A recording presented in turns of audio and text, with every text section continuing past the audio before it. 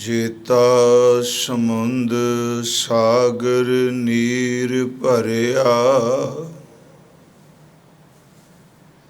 तेते अवगण हमारे। दया करो किछ मेहर उपावो, डुबदे पत्थर तारे। डंडौत बंदन अनेक बार, सर्व कला समरथ। डोलन ते राखो प्रभु, नानक दे कर हथ। सतनाम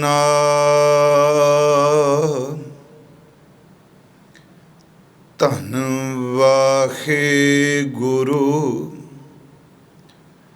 साहिब जियो। प्राणी कछु ना चेतई, मद माया कै अंध। कहो नानक बिन हर भजन, परत ताहै जम फंद। प्राणी कछु न चेतई, मद माया कै अंध।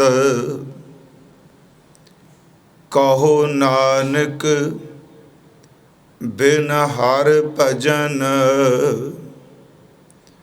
परत ताहै जम फंद। वाहिगुरु जी का खालसा, वाहिगुरु जी की फतेह। जुगो जुग अटल सतगुरु साहिब श्री गुरु ग्रंथ साहिब सच्चे पातशाह जी दी पावन पवित्र हजूरी अंदर सतगुरु गुरु तेग बहादुर महाराज हजूर दे अमृत सलोकां विचों आप जी ने विचार अधीन 26वें श्लोक दा पाठ सरवण कीता है। सतगुरु गुरु तेग बहादुर महाराज आप अपनी बख्शिश किरपा वरतान आप विच वरत के सतगुरु कथन और सरोत नूं भावना शरदा सतगुरु हिरदे दा टिका बख्श के आप ही विचार करा लैन। प्यार अदब सहित उच्चारण करो। गुरु तेग बहादुर जी महाराज इस 26वें श्लोक विच जो समुची मानवता नूं उपदेश कर रहे ने, इस दे अखरी अर्थ आरंभ विच प्राणी कछु ना चेतई। प्राणी दा अर्थ है जीव मनुख, जिस अंदर प्राणा दा संचार है। कछु ना चेतई, ਇਹ ਕੁਛ ਵੀ ਚੇਤੇ ਨਹੀਂ ਕਰਦਾ। ਇੱਥੇ ਸਤਿਗੁਰਾਂ ਨੇ ਸ਼ਬਦ ਰੱਖਿਆ ਹੈ, ਕਛੂ ਨਾ ਚੇਤਈ। ਬਿਲਕੁਲ ਇਹਦੇ ਨਾਲ ਮਿਲਦਾ ਹੋਇਆ ਸ਼ਲੋਕ ਅੱਗੇ ਅਸੀਂ ਪੜਾਂਗੇ। 31ਵਾਂ ਸ਼ਲੋਕ ਜੋ ਹੈ, ਬਿਲਕੁਲ ਕੁਝ ਕੁ ਸ਼ਬਦਾਂ ਦੇ ਹਿਸਾਬ ਨਾਲ ਜਾਂ ਭੇਦ ਨਾਲ ਇਸੇ ਸ਼ਲੋਕ ਦਾ ਦੁਹਰਾਓ ਆਏਗਾ। ਇੱਥੇ ਹੈ ਪ੍ਰਾਨੀ ਕਛੂ ਨਾ ਚੇਤਈ, ਉੱਥੇ ਬਚਨੇ ਪ੍ਰਾਨੀ ਰਾਮ ਨਾ ਚੇਤਈ। ਪਰ ਇੱਥੇ ਅਸੀਂ ਸ਼ਬਦ ਜਿਹੜਾ ਪੜ੍ਹ ਰਹੇ ਹਾਂ, ਇਹ ਮਨੁੱਖ, ਇਹ ਇਨਸਾਨ ਕੁਛ ਵੀ ਚੇਤੇ ਨਹੀਂ ਕਰਦਾ। ਉੱਕਾ ਵੀ ਪਰਮਾਤਮਾ ਵਾਲੇ ਪਾਸੇ ਨਹੀਂ। ਤੇ ਕਛੂ ਦਾ ਅਰਥ ਜੇ ਹੋਰ ਵਿਸਤਾਰ ਨਾਲ ਕਰ ਦਈਏ, ਇਹ ਚੰਗੇ ਮੰਦੇ ਦੀ ਕਿਸੇ ਦੀ ਪਰਵਾਹ ਨਹੀਂ ਕਰਦਾ। ਕਿਉਂ ਨਹੀਂ ਪਰਵਾਹ ਕਰ ਰਿਹਾ? ਮਹਾਰਾਜ ਕਹਿੰਦੇ ਨੇ ਮਦ ਮਾਇਆ ਕੈ ਅੰਧ। ਮਦ ਦਾ ਲਫ਼ਜ਼ੀ ਅਰਥ ਹੈ ਜੀ ਨਸ਼ਾ। ਮਾਇਆ ਅਸੀਂ ਪਿਛਲੇ ਦਿਨਾਂ ਤੋਂ ਅਰਥ ਕਰ ਰਹੇ ਹਾਂ।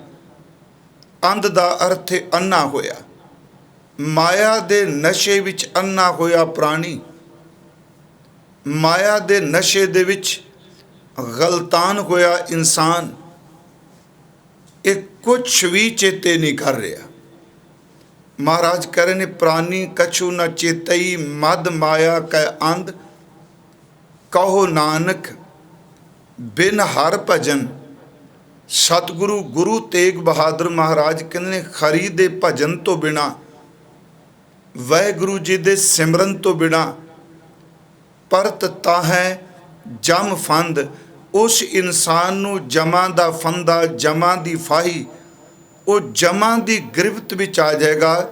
ਜਿਹੜਾ ਬੰਦਾ ਮਾਇਆ ਦੇ ਨਸ਼ੇ ਦੇ ਵਿੱਚ ਚੂਰ ਹੋਇਆ, ਮਸਤ ਹੋਇਆ, ਗਲਤਾਨ ਹੋਇਆ, ਕੁਛ ਵੀ ਚੰਗਾ ਮੰਦਾ ਉਹਨੂੰ ਸੁੱਝ ਨਹੀਂ ਰਿਹਾ। ਇਹ ਸਤਿਗੁਰੂ ਦੇ ਇਸ ਅੰਮ੍ਰਿਤ ਸ਼ਲੋਕ ਦੇ ਥੋੜ੍ਹੇ ਜਿਹੇ ਸੰਖੇਪ ਅੱਖਰੀ ਅਰਥ ਨੇ। ਅਸੀਂ ਪਿਛਲੇ ਦਿਨਾਂ ਤੋਂ ਮਾਇਆ ਦੇ ਸੰਬੰਧ ਵਿੱਚ ਕਾਫੀ ਡਿਟੇਲ ਨਾਲ ਗੱਲਬਾਤ ਕੀਤੀ ਜਾਂ ਵਿਚਾਰ ਕੀਤੀ। ਪਰ ਉਸ ਦਿਨ ਮੈਂ ਆਪ ਜੀ ਨੂੰ ਇੱਕ ਬੇਨਤੀ ਕੀਤੀ ਸੀ ਕਿ ਮਾਇਆ ਸ਼ਬਦ ਦੇ ਬਹੁਤ ਵਿਸਤ੍ਰਿਤ ਅਰਥ ਨੇ, ਬਹੁਤ ਵਿਸਤਾਰ ਨਾਲ ਨੇ। ਇਹ ਕਈ ਪੱਖਾਂ ਤੋਂ ਮਾਇਆ ਸ਼ਬਦ ਦਾ ਅਰਥ ਇਨਸਾਨੀ ਜ਼ਿੰਦਗੀ ਵਿੱਚ ਸਾਨੂੰ ਮਿਲਦਾ ਹੈ ਜਾਂ ਇਹ ਸ਼ਬਦ ਢੁਕਦਾ ਹੈ। ਇੱਥੇ ਸਤਿਗੁਰੂ ਨੇ ਕਿਹਾ ਕਿ ਮਾਇਆ ਦੇ ਨਸ਼ੇ ਵਿੱਚ ਮਸਤ ਹੋਇਆ ਬੰਦਾ ਕੁਛ ਵੀ ਚੇਤੇ ਨਹੀਂ ਕਰਦਾ।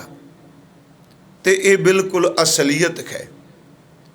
ਜਦੋਂ ਇਨਸਾਨ ਦੇ ਕੋਲ ਦੌਲਤ ਹੋਵੇ, ਤਾਕਤ ਹੋਵੇ, ਦੂਜੀ ਗੱਲ ਜਵਾਨੀ ਦਾ ਜ਼ੋਰ ਹੋਵੇ, ਲੋਕਾਂ ਦੇ ਵਿੱਚ ਲੋਕ ਇਹਦੀ ਤਾਕਤ ਨੂੰ, ਇਹਦੇ ਪੈਸੇ ਨੂੰ ਸਵੀਕਾਰਦੇ ਹੋਣ, ਉਦੋਂ ਇਨਸਾਨ ਇੰਨਾ ਕੁ ਉਸ ਹੰਕਾਰ ਵਿੱਚ ਚੂਰ ਹੋ ਜਾਂਦਾ ਹੈ, ਇੱਕ ਕੋਈ ਗੱਲ ਛੇਤੀ ਕੀਤਿਆਂ ਸੁਣਨ ਵਾਸਤੇ ਤਿਆਰ ਹੀ ਨਹੀਂ ਹੁੰਦਾ। ਸਤਿਗੁਰਾਂ ਨੇ ਅੰਮ੍ਰਿਤ ਬਾਣੀ ਵਿੱਚ ਇਸ ਸੰਬੰਧੀ ਅਨੇਕਾਂ ਪ੍ਰਮਾਣ ਦਿੱਤੇ। ਪਰ ਥੋੜ੍ਹੀ ਜਿਹੀ ਇੱਕ ਬੇਨਤੀ ਹੈ। ਇੱਕ ਹੈ ਆ ਸੰਸਾਰੀ ਨਸ਼ਾ, ਜਿਹਨੂੰ ਆਪਾਂ ਅਫੀਮ, ਸ਼ਰਾਬ ਆਦਿਕ ਆ ਜਿਹੜੇ ਸੰਸਾਰੀ ਲੋਕ ਨਸ਼ੇ ਵਰਤਦੇ ਆ, ਇਹ ਬੰਦਾ ਨਸ਼ਾ ਕਰਦਾ ਹੈ। ਗੁਰਮਤ ਨੇ ਇਸ ਚੀਜ਼ ਨੂੰ ਬਿਲਕੁਲ ਸਵੀਕਾਰ ਨਹੀਂ ਕੀਤਾ। ਪਰ ਪਿਛਲੇ ਕਈ ਸਾਲਾਂ ਤੋਂ ਇਹ ਗੱਲ ਹਰ ਪੰਜਾਬ ਵਾਸੀ ਜਾਣਦਾ ਹੈ। ਜਿਸ ਨੂੰ ਪੂਰਨ ਸਿੰਘ ਨੇ ਕਿਹਾ ਸੀ, ਪੰਜਾਬ ਨਾ ਹਿੰਦੂ ਦਾ ਨਾ ਮੁਸਲਮਾਨ ਦਾ, ਪੰਜਾਬ ਜਿਉਂਦਾ ਗੁਰਾਂ ਦੇ ਨਾਂ 'ਤੇ। ਉਹ ਕਹਿੰਦਾ ਇਹਦੇ ਦਰਿਆ ਜਪ ਪੜ੍ਹਦੇ ਆ, ਇਹਦੀਆਂ ਹਵਾਵਾਂ ਦੇ ਵਿੱਚ ਅਕਾਲ ਪੁਰਖ ਦੇ ਸਿਮਰਨ ਦੀ ਰੌਂ ਚੱਲਦੀ ਹੈ। ਇੱਥੋਂ ਦਾ ਜਿਹੜਾ ਇਨਸਾਨ ਹੈ ਉਹ ਗੁਰੂ ਗੋਬਿੰਦ ਸਿੰਘ ਕਲਗੀ ਵਾਲੇ ਦਾ ਨਿਵਾਜਿਆ ਹੋਇਆ ਹੈ। ਇਹ ਗੁਰਾਂ ਵਾਲੀ ਧਰਤੀ ਹੈ, ਇਹ ਸਤਿਗੁਰਾਂ ਦੀ ਜ਼ਮੀਨ ਹੈ। ਪਰ ਜਿਹੜੇ ਸ਼ਬਦ ਉਹਨੇ ਇਸ ਜ਼ਮੀਨ ਦੇ ਸੰਬੰਧ ਵਿੱਚ ਰੂਹਾਨੀ ਕਹੇ, ਇਹ ਆਪ ਅੱਜ ਸਾਰੇ ਭਲੀ ਭਾਂਤ ਜਾਣੂ ਹੋ ਕਿ ਉਹ ਗੁਰਾਂ ਦੀ ਧਰਤੀ, ਜਿੱਥੇ ਇਸ ਹਰ ਚੀਜ਼ ਦੀ ਮਨਾਹੀ ਹੈ, ਗੁਰੂ ਸਿਧਾਂਤ ਅਨੁਸਾਰ ਉੱਥੇ ਤਾਂ ਖੁਦ ਕਿਹੜਾ ਘਰ ਹੈ, ਕੋਈ ਟਾਵਾਂ ਟਾਵਾਂ ਜਿਹੜਾ ਇਸ ਤੋਂ ਬਚਿਆ ਹੈ। ਮੈਂ ਖੈਰ ਜਿਹੜੀ ਬੇਨਤੀ ਆਪ ਨੂੰ ਕਰਨ ਲੱਗਾ ਇਸ ਅਨੁਸਾਰ ਥੋੜ੍ਹਾ ਜਿਹਾ ਕਿ ਜਦੋਂ ਇਨਸਾਨ ਆਮ ਨਸ਼ਾ ਕੋਈ ਪੀਂਦਾ ਹੈ, ਉਹ ਆਪ ਡਿੱਗੇਗਾ, ਉਹਦੀ ਲੱਤ ਬਾਂਹ ਟੁੱਟੇਗੀ, ਸਿਰਫ ਆਪਣੇ ਸਰੀਰ ਦਾ ਕਿਸੇ ਦੂਜੇ ਦਾ ਥੋੜ੍ਹਾ ਬਹੁਤ ਨੁਕਸਾਨ ਕਰੇਗਾ। ਪਰ ਜਦੋਂ ਬੰਦਾ ਹਕੂਮਤ ਦੇ, ਦੌਲਤ ਦੇ, ਤਾਕਤ ਦੇ ਇਸ ਨਸ਼ੇ ਵਿੱਚ ਚੂਰ ਹੋ ਜਾਏ, ਯਾਦ ਰੱਖੋ ਇਸ ਨਸ਼ੇ ਵਿੱਚ ਮਸਤ ਹੋਇਆ ਬੰਦਾ ਕਈ ਵਾਰੀ ਸਾਰੇ ਸਮਾਜ ਨੂੰ ਹੀ ਖਤਮ ਕਰਕੇ ਚਲਾ ਜਾਂਦਾ ਹੈ। ਪਰ ਆਪਾਂ ਸਿਰਫ ਅੱਜ ਦਾ ਜੋ ਵਿਸ਼ਾ ਹੈ ਕਿ ਨਸ਼ੇ ਵਿੱਚ ਆਏ ਬੰਦੇ ਨੂੰ ਕੋਈ ਪਤਾ ਨਹੀਂ ਮੈਂ ਕੋਈ ਚੰਗਾ ਬੋਲ ਰਿਹਾ, ਮੰਦਾ ਬੋਲ ਰਿਹਾ, ਤੇ ਇੱਥੋਂ ਤੱਕ ਉਹਨੂੰ ਇਹ ਵੀ ਸਮਝ ਨਹੀਂ ਇਹ ਮੇਰੀ ਧੀ ਹੈ, ਇਹ ਮੇਰੀ ਮਾਂ ਹੈ, ਇਹ ਮੇਰੀ ਭੈਣ ਹੈ, ਇਹ ਮੇਰੀ ਪਤਨੀ ਹੈ। ਨਸ਼ੇ ਵਿੱਚ ਚੂਰ ਹੋਇਆ ਬੰਦਾ, ਉਹਨੂੰ ਕੋਈ ਸਮਝ ਨਹੀਂ, ਜੋ ਮਰਜ਼ੀ ਬੋਲੀ ਜਾ ਰਿਹਾ ਹੈ। ਸੱਚ ਇਹ ਵੇ ਕਿ ਹੰਕਾਰ ਦੇ, ਮਾਇਆ ਦੇ ਨਸ਼ੇ ਵਿੱਚ ਚੂਰ ਹੋਇਆ ਬੰਦਾ, ਉਹ ਵੀ ਕੋਈ ਸਮਝਦਾ ਨਹੀਂ, ਉਹ ਜੋ ਕੁਝ ਮੂੰਹ ਵਿੱਚ ਆਈ ਜਾਂਦਾ ਉਹ ਕੁਝ ਹੀ ਬੋਲੀ ਜਾਂਦਾ, ਜੋ ਉਹਦਾ ਚਿੱਤ ਕਰਦਾ ਉਹ ਕਰੀ ਜਾਂਦਾ ਹੈ। ਸਤਿਗੁਰਾਂ ਨੇ ਅੰਮ੍ਰਿਤ ਬਾਣੀ ਵਿੱਚ ਇਸ ਸੰਬੰਧੀ ਜਿਹੜੇ ਬਚਨ ਕਹੇ ਖਾ, ਉਹਦੇ ਵਿੱਚੋਂ ਖਾਸ ਕਰਕੇ ਵੈਸੇ ਤਾਂ ਨਸ਼ਾ ਕਿਸੇ ਵੀ ਚੀਜ਼ ਦਾ ਮਾੜਾ ਹੈ, ਪਰ ਇਹ ਜਦੋਂ ਨਸ਼ਾ ਬੰਦੇ ਨੂੰ ਚੜ੍ਹਦਾ ਹੈ, ਇਹ ਆਪਣਾ ਆਪਾ ਭੁੱਲ ਜਾਂਦਾ ਹੈ। ਦੂਜੇ ਦੀ ਗੱਲ ਨਸ਼ੇੜੀ ਬੰਦਾ ਛੇਤੀ ਨਸ਼ੇ ਵਾਲਾ ਸੁਣਨ ਨੂੰ ਤਿਆਰ ਨਹੀਂ ਰਹਿੰਦਾ।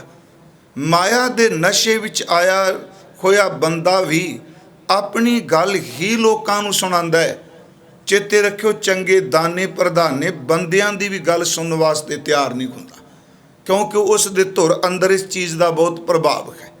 ਸਤਿਗੁਰਾਂ ਨੇ ਅੰਮ੍ਰਿਤ ਬਾਣੀ ਵਿੱਚ ਗੁਰੂ ਤੇਗ ਬਹਾਦਰ ਸਾਹਿਬ ਜੀ ਨੂੰ ਪੁੱਛੀਏ, ਮਹਾਰਾਜ ਇੱਥੇ ਸਿਰਫ ਆਪ ਨੇ ਕਿਹਾ ਹੈ ਪ੍ਰਾਨੀ ਕਛੂ ਨਾ ਚੇਤੀ ਮਦ ਮਾਇਆ ਕੈ ਅੰਧ, ਤੇ ਸਾਨੂੰ ਇਹ ਦੱਸ ਦਿਓ ਇਹ ਮਾਇਆ ਦਾ ਨਸ਼ਾ ਹੈ ਕੀ?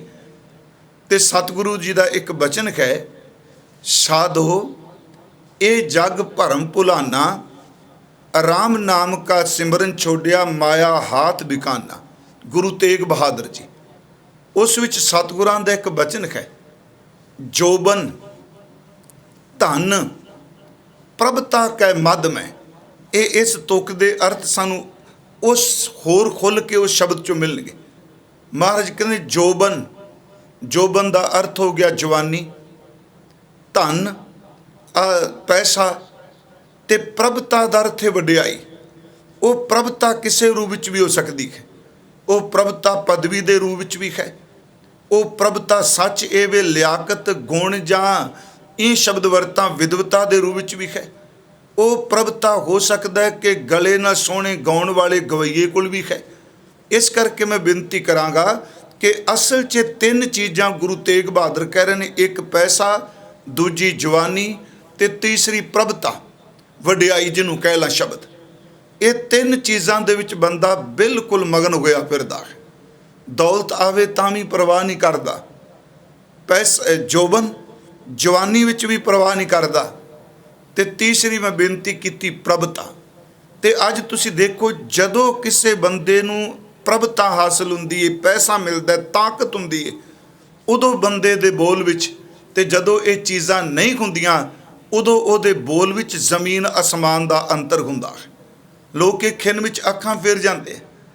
ਹਜ਼ੂਰ ਨੇ ਤੇ ਸ਼ਬਦ ਵਰਤਿਆ, ਸਾਧੋ ਇਹ ਜਗ ਭਰਮ ਭੁਲਾਨਾ, ਰਾਮ ਨਾਮ ਕਾ ਸਿਮਰਨ ਛੋੜਿਆ ਮਾਇਆ ਹਾਥ ਬਿਖਾਨਾ।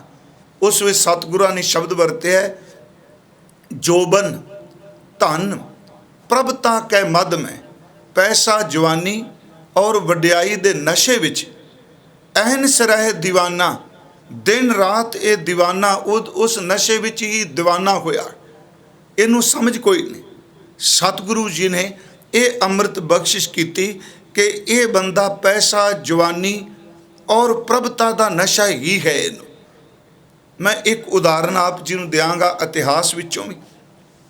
ਮੇਰੇ ਚਿੱਤ ਵਿੱਚ ਸੀ ਅੱਜ ਕਿ ਜਦੋਂ ਇਹ ਮਾਇਆ ਦੇ ਨਸ਼ੇ ਦੀ ਗੱਲ ਆਵੇ ਤੇ ਅਸੀਂ ਗੁਰੂ ਗ੍ਰੰਥ ਸਾਹਿਬ 'ਚੋਂ ਵੀ ਦੇਖੀਏ ਤੇ ਇਤਿਹਾਸ ਵਿੱਚੋਂ ਵੀ, ਔਰ ਖਾਸ ਕਰਕੇ ਕਿ ਕੋਈ ਟਾਵਾਂ ਬੰਦਾ ਜਿਹੜਾ ਇਸ ਨੂੰ ਪ੍ਰਾਪਤ ਕਰਕੇ ਇਹ ਚੀਜ਼ਾਂ ਜਵਾਨੀ ਪੈਸਾ ਤੇ ਪ੍ਰਭਤਾ ਇਹ ਬਚਿਆ ਹੋਵੇ।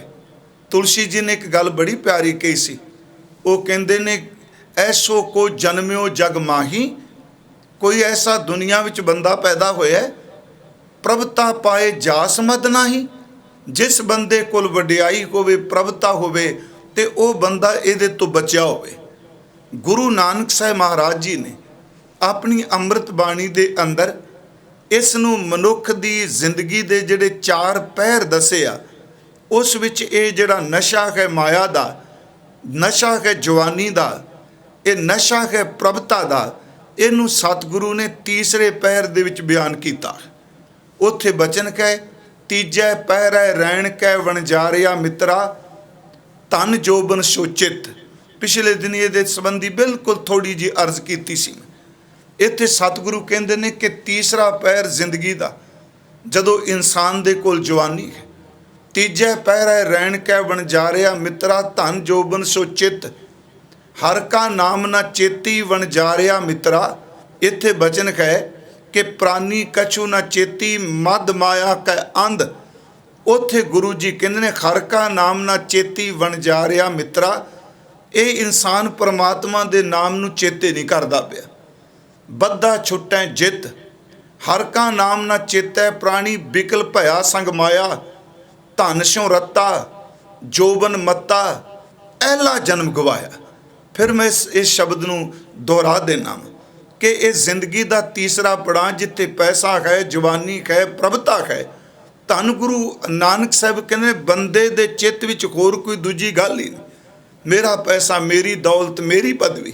ਹਜ਼ੂਰ ਕਰਨ ਤੀਜੈ ਪਹਿਰੈ ਰਹਿਣ ਕੈ ਵਣਜਾਰਿਆ ਮਿੱਤਰਾ, ਧਨ ਸੋਬਨ ਸੋ ਚਿੱਤ, ਹਰ ਕਾ ਨਾਮ ਨਾ ਚੇਤੀ ਵਣਜਾਰਿਆ ਮਿੱਤਰਾ, ਬੱਧਾ ਛੁੱਟੈ ਜਿੱਤ, ਹਰ ਕਾ ਨਾਮ ਨਾ ਚੇਤੈ ਪ੍ਰਾਣੀ, ਬਿਕਲ ਭਇਆ ਸੰਗ ਮਾਇਆ, ਧਨ ਸਿਉ ਰੱਤਾ ਜੋਬਨ ਮੱਤਾ, ਐਲਾ ਜਨਮ ਗਵਾਇਆ।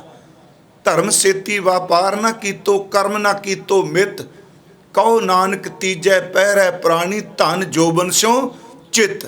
ਨਾ ਤਾਂ ਧਰਮ ਦਾ ਕਰਮ ਕੀਤਾ, ਨਾ ਇਹਨੇ ਕੋਈ ਚੰਗੇ ਸ਼ੁਭ ਕਰਮ ਕੀਤੇ ਨੇਕੀ ਵਾਲੇ, ਸਿਰਫ ਇਹਦਾ ਅੰਦਰ ਜੋਬਨ, ਪੈਸਾ ਤੇ ਪਦਵੀ, ਉਹਦੇ ਵਿੱਚ ਹੀ ਗਲਤਾਨ ਹੈ।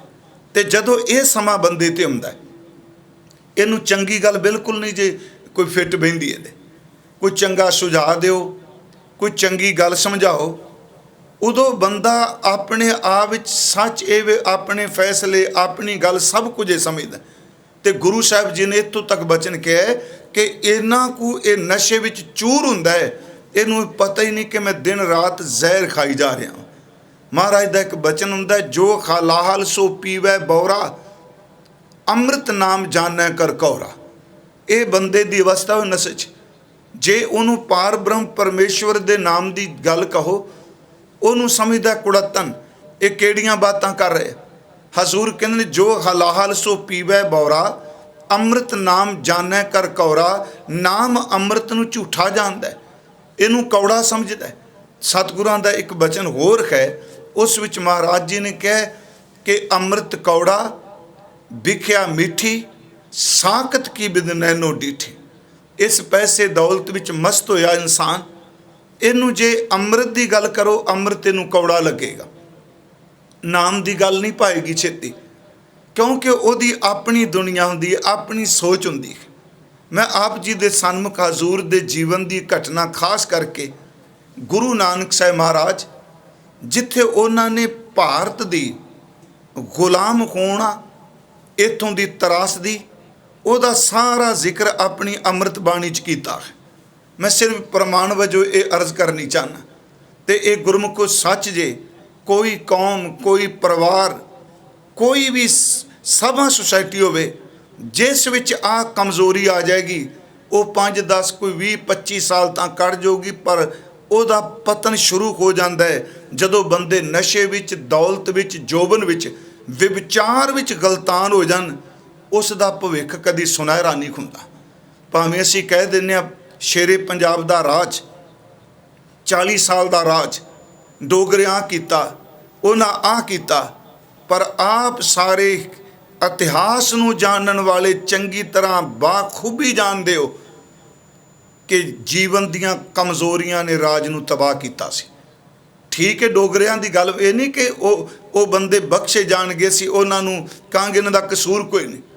ਜਦੋਂ ਆਪਾਂ ਸ਼ਰਾਬ ਤੇ ਸ਼ਬਾਬ ਦੇ ਵਿੱਚ, ਜਦੋਂ ਆਪਾਂ ਜੋਬਨ ਵਿੱਚ ਤੇ ਨਸ਼ੇ ਵਿੱਚ ਚੂਰ ਹੋ ਜਾਾਂਗੇ ਤੇ ਕੰਨਾਂ 'ਚ ਕੱਚੇ ਹੋ ਜਾਾਂਗੇ ਪਿਆਰਿਓ, ਫਿਰ ਉਦੋਂ ਇੱਕ ਸਦੀ ਦੀ ਵਾਹੀ ਹੋਈ ਤਲਵਾਰ, ਇੱਕ ਸਦੀ ਦਾ ਤਸਹਿ ਹੋਏ ਤਸੀਹੇ, ਪਿਛਲੀ ਜਿਹੜੀ ਸਦੀ ਸੀ ਉਸ ਤੋਂ ਇੰਨਾ ਜ਼ੁਲਮ ਸਹਿਣ ਤੋਂ ਬਾਅਦ ਜਦੋਂ ਕਿਤੇ ਰਾਜ ਦੀ ਸਤਾਬਤੀ ਹੁੰਦੀ ਹੈ, ਆਹ ਚੀਜ਼ਾਂ ਦੀ ਕਮਜ਼ੋਰੀ ਜਿਹੜੀ ਹੈ ਵੱਡੇ ਵੱਡੇ ਘਰਾਣਿਆਂ ਨੂੰ ਵੀ ਖਤਮ ਕਰਕੇ ਚਲੀ ਜਾਂਦੀ ਹੈ।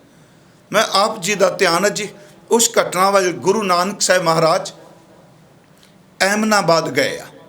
ਮੈਂ ਇਕੱਲੀ ਸਾਖੀ ਨਹੀਂ, ਮੇਰੀ ਇੱਛਾ ਸੀ ਵੀ ਇਸ ਸਲੋਕ ਦੀ ਵਿਆਖਿਆ ਕਰਦਿਆਂ ਸੌਖਾ ਹੋ ਜਾਏਗਾ ਮੇਰੇ ਲਈ ਵੀ ਤੇ ਆਪ ਸੰਗਤ ਸਾਰੇ, ਕਿਉਂਕਿ ਸਾਖੀ ਵੱਲ ਬਹੁਤ ਜ਼ਿਆਦਾ ਆਪ ਜੀ ਤਵੱਜੋ ਦਿੰਦੇ ਹੋ ਤੇ ਬਹੁਤ ਸੁਹਿਰਦ ਸੱਜਣ ਵੀ ਕਹਿੰਦੇ, ਇੱਕ ਨਹੀਂ ਅਨੇਕਾਂ, ਵੀ ਸਾਖੀ ਜ਼ਰੂਰ। ਤੇ ਇਹ ਵੀ ਸੱਚ ਹੈ, ਜਿਹੜੇ ਸ਼ਬਦ ਪ੍ਰਮਾਣ ਦਿੰਦੇ ਆ ਬਹੁਤ ਘੱਟ ਨੇ ਜਿਹੜੇ ਕਹਿਣਗੇ ਵੀ ਆਹ ਸ਼ਬਦ ਦੇ ਅਰਥ ਬੜੇ ਕਮਾਲ ਦੇ ਹੋਏ, ਨਹੀਂ ਤੇ ਅਕਸਰ ਸਾਖੀ ਚੇਤੇ ਰਹਿ ਜਾਂਦੀ, ਸ਼ਬਦ ਭੁੱਲ ਜਾਂਦਾ ਹੈ। ਇਹਨੂੰ ਅਸੀਂ ਸਵੀਕਾਰ ਕੇ ਤੁਰੀਏ, ਕਿਉਂਕਿ ਸ਼ਬਦ ਦਾ ਸਾਡਾ ਇਤਨਾ ਅਭਿਆਸ ਨਹੀਂ ਤੇ ਮਨ ਦੀ ਅਜੇ ਭੁੱਖ ਨਹੀਂ ਉਹ ਬਣੀ। ਸਾਖੀ ਸਾਨੂੰ ਚੰਗੀ ਲੱਗਦੀ ਹੈ, ਮੈਨੂੰ ਵੀ ਸੁਣਾਉਣ ਵੀ ਸੁਖੈਨਤਾ ਹੈ, ਬੜਾ ਸੌਖਾ ਹੈ, ਪਰ ਸ਼ਬਦ, ਮੈਂ ਫਿਰ ਆਪ ਨੂੰ ਬੇਨਤੀ ਕਰਾਂਗਾ ਕਿ ਸ਼ਬਦ ਹੀ ਆਧਾਰ ਹੈ। ਜੇ ਅਸੀਂ ਸ਼ਬਦ ਨੂੰ ਭੁੱਲ ਜਾਵਾਂਗੇ, ਆ ਜਿੰਨਾ ਸਾਡਾ ਇਤਿਹਾਸ ਹੈ, ਇਹ ਸਾਰੇ ਇਤਿਹਾਸ ਦੀਆਂ ਜੜ੍ਹਾਂ ਵਿੱਚ ਇਹਦਾ ਫੈਲਾਓ ਜਿਹੜਾ ਉੱਪਰ ਇਹ ਪੱਤੇ ਫੁੱਲ ਆਦਿਕ, ਇਹਦੀਆਂ ਸਾਰੀਆਂ ਜੜ੍ਹਾਂ ਜਿਹੜੀਆਂ ਨੇ ਉਹ ਗੁਰੂ ਸਿਮਰਨ, ਗੁਰੂ ਸ਼ਬਦ ਵਿੱਚ ਗੱਡੀਆਂ ਹੋਈਆਂ। ਖੈਰ ਮੈਂ ਆਪ ਨੂੰ ਬੇਨਤੀ ਕਰਾਂ, ਮਹਾਰਾਜ ਸੱਚੇ ਪਾਤਸ਼ਾਹ ਸੈਦਪੁਰ ਗਏ, ਜਿਹਨੂੰ ਆਪਾਂ ਅੱਜ ਕੱਲ੍ਹ ਐਮਨਾਬਾਦ ਕਹਿੰਦੇ। ਉਂਝ ਵੈਸੇ ਇਤਿਹਾਸ ਕਹਿੰਦਾ ਹੈ ਕਿ ਇਸ ਨਗਰ ਦੇ ਜਾਂ ਇਸ ਸ਼ਹਿਰ ਦੇ ਜਾਂ ਇਸ ਪਿੰਡ ਦੇ ਨਾਂ ਜਿਹੜੇ ਨੇ ਉਹ ਬਦਲਦੇ ਰਹੇ ਨੇ। ਬਾਬਰ ਨੇ ਆਪਣੀ ਜੀਵਨੀ ਵਿੱਚ ਇਸ ਪਿੰਡ ਦਾ ਨਾਮ ਲਿਖਿਆ ਸੈਯਦਪੁਰ। ਉਸ ਤੋਂ ਬਾਅਦ ਅਸੀਂ ਦੇਖਦੇ ਹਾਂ ਕਿ ਸ਼ੇਰ ਸ਼ਾਹ ਸੂਰੀ ਆਉਂਦਾ ਹੈ, ਉਹ ਉਸ ਸੈਦਪੁਰ ਨੂੰ, ਜਿਹਨੂੰ ਅਸੀਂ ਸੈਦਪੁਰ ਕਹਿੰਦੇ ਹਾਂ, ਬਾਬਰ ਨੇ ਸੈਯਦਪੁਰ ਲਿਖਿਆ, ਇਹਨੂੰ ਢਾਹ ਦਿੰਦਾ ਹੈ ਤੇ ਇੱਥੇ ਜਿਹੜਾ ਨਵਾਂ ਉਹ ਨਗਰ ਵਸਾਉਂਦਾ ਹੈ ਉਹਦਾ ਨਾਮ ਉਹ ਰੱਖਦਾ ਸ਼ੇਰਗੜ੍ਹ। ਇਸ ਦਾ ਦੂਸਰਾ ਨਾਮ ਸ਼ੇਰਗੜ੍ਹ ਹੈ। ਉਸ ਤੋਂ ਬਾਅਦ ਇਹ ਵੀ ਕਿਹਾ ਜਾਂਦਾ ਹੈ ਕਿ ਹਮਾਯੂ ਦਾ ਇੱਕ ਜਰਨੈਲ ਹੈ ਅਮੀਨ ਖਾਨ, ਉਹ ਇਸ ਨੂੰ ਢਾਹ ਕੇ ਦੁਬਾਰਾ ਜਦੋਂ ਬਣਾਉਂਦਾ ਹੈ ਤੇ ਇਸ ਦਾ ਨਾਮ ਰੱਖਿਆ ਜਾਂਦਾ ਹੈ ਐਮਨਾਬਾਦ। ਖੈਰ ਅਸੀਂ ਸੈਦਪੁਰ ਸ਼ਬਦ ਵਰਤਨੇ ਆ, ਐਮਨਾਬਾਦ ਅਜ ਵਰਤਿਆ ਜਾਂਦਾ ਹੈ।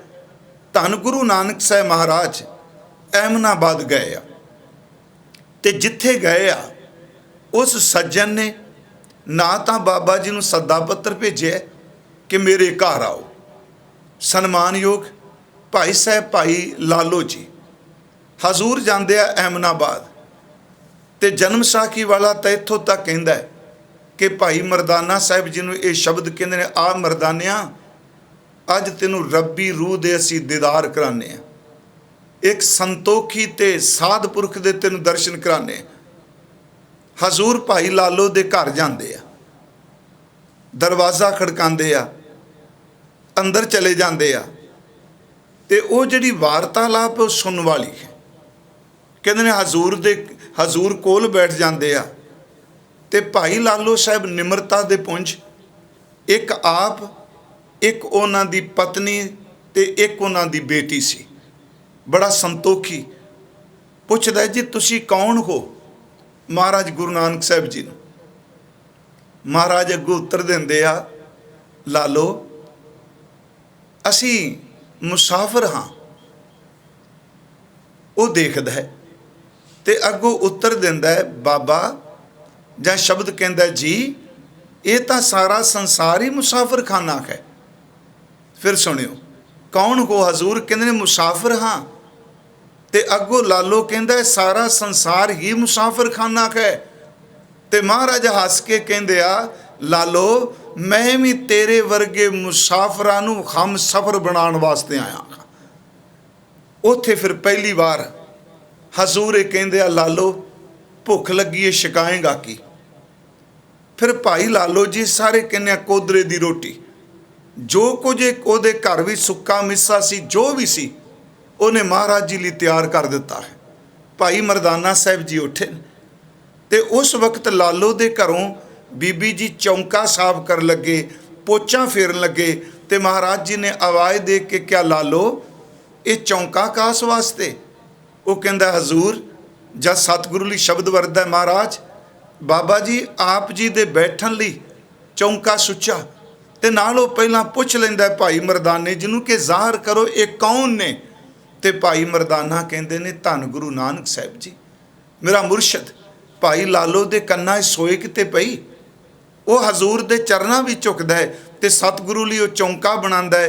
ਤੇ ਮਹਾਰਾਜ ਕਹਿੰਦੇ ਨੇ, ਲਾਲੋ ਕਾਹਦੇ ਲਈ? ਕਹਿਣ ਲੱਗੇ, ਦਾਤਾ ਜੀ ਸਤਿਗੁਰੂ ਜੀ ਆਪ ਲਈ।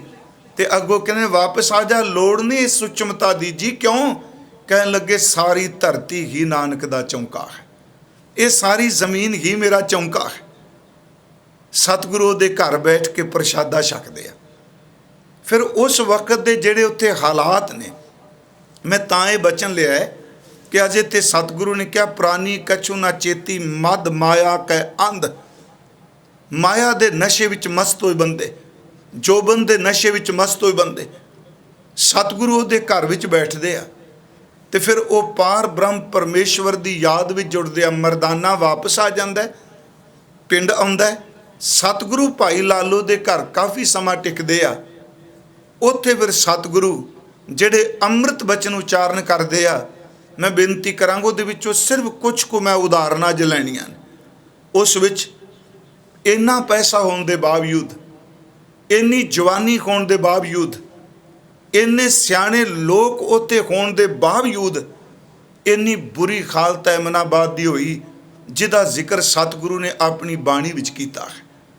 ਹਜ਼ੂਰ ਸੱਚੇ ਪਾਤਸ਼ਾਹ ਮਹਾਰਾਜ ਉਹਨਾਂ ਨੇ ਭਾਈ ਸਾਹਿਬ ਨੂੰ ਸੰਬੋਧਨ ਕਰਕੇ ਸ਼ਬਦ ਕਹੇ, ਅਜੇ ਕੁਝ ਵਾਪਰਿਆ ਨਹੀਂ, ਭਵਿੱਖ ਵਿੱਚ ਜੋ ਕੁਝ ਵਾਪਰਨਾ ਹੈ ਦਾਸ ਇਹਦੇ ਅਰਥ ਭਵਿੱਖ ਵਿੱਚ ਕਰੇਗਾ ਕਿ ਜੈਸੀ ਮੈਂ ਆਵੈ ਖਸਮ ਕੀ ਬਾਣੀ ਤੈਸੜਾ ਕਰੀ ਗਿਆਨ ਵੇ ਲਾਲੋ। ਇਹ ਸਤਿਗੁਰਾਂ ਨੇ ਤਕਰੀਬਨ 7 ਵਾਰੀ, 1-2 ਵਾਰੀ ਨਹੀਂ 7 ਵਾਰੀ ਗੁਰੂ ਨਾਨਕ ਸਾਹਿਬ ਨੇ ਸ਼ਬਦ ਵਰਤਿਆ, ਵੇ ਲਾਲੋ ਵੇ ਲਾਲੋ ਵੇ ਲਾਲੋ। ਵੇ ਜਿਹੜਾ ਹੈ ਅਸੀਂ ਆਮ ਤੌਰ ਤੇ ਅੱਜ ਕੱਲ੍ਹ ਜਿਹੜਾ ਵੇ ਸ਼ਬਦ ਹੈ ਕੇਵਲ ਬੀਬੀਆਂ ਹੀ ਵਰਤਦੀਆਂ ਨੇ, ਇਸਤਰੀ ਵਰਤਦੀਆਂ ਨੇ ਜ਼ਿਆਦਾਤਰ। ਵੇ ਬਾਬੁਲਾ, ਵੇ ਵੀਰਾ, ਵੇ ਮੇਰੇ ਪੁੱਤਾ। ਪਰ ਅਸਲ 'ਚ ਇਹ ਵੇ ਜਿਹੜਾ ਹੈ, ਇਸ ਦੀ ਇਹ ਸੰਬੋਧਕੀ ਜਿਹੜਾ ਬੋਲਾ ਹੈ, ਇਹਦੀ ਵਰਤੋਂ ਪਹਿਲਾਂ ਮਰਦ ਵੀ ਕਰਦੇ ਸਨ। ਗੁਰਬਾਣੀ 'ਚ ਇਹਦਾ ਕਾਫੀ ਵਾਰੀ ਜ਼ਿਕਰ ਆਉਂਦਾ ਹੈ।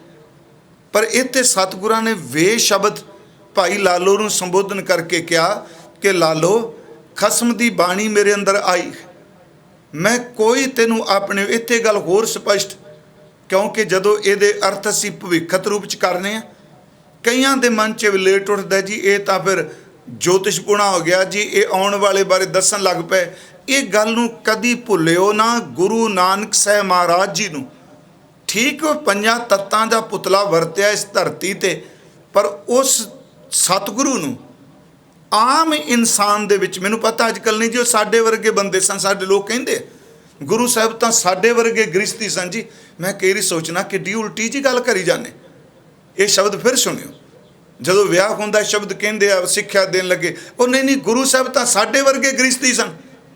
ਮੈਂ ਜ਼ਿਆਦਾ ਗੱਲ ਨਹੀਂ ਕਰਾਂਗਾ, ਬਹੁ ਗਿਣਤੀ ਝੂਠ ਬੋਲਨੇ ਆ, ਕਪਟ ਕਰਨੇ ਆ, ਛਲ ਕਰਨੇ ਆ, ਫਰੇਬ ਕਰਨੇ ਆ। ਇਹ ਕਹਿਣਾ ਸਾਡੇ ਵਰਗੇ ਗ੍ਰਸਤੀ ਸਨ। ਗੁਰੂ ਦੀ ਉਸ ਉੱਤਮ ਪਦਵੀ ਨੂੰ ਆਪਣੇ ਗ੍ਰਸਤ ਦੇ ਝੰਬੇਲੇ 'ਚ ਨਾ ਅਰਥ ਕਰੀਏ।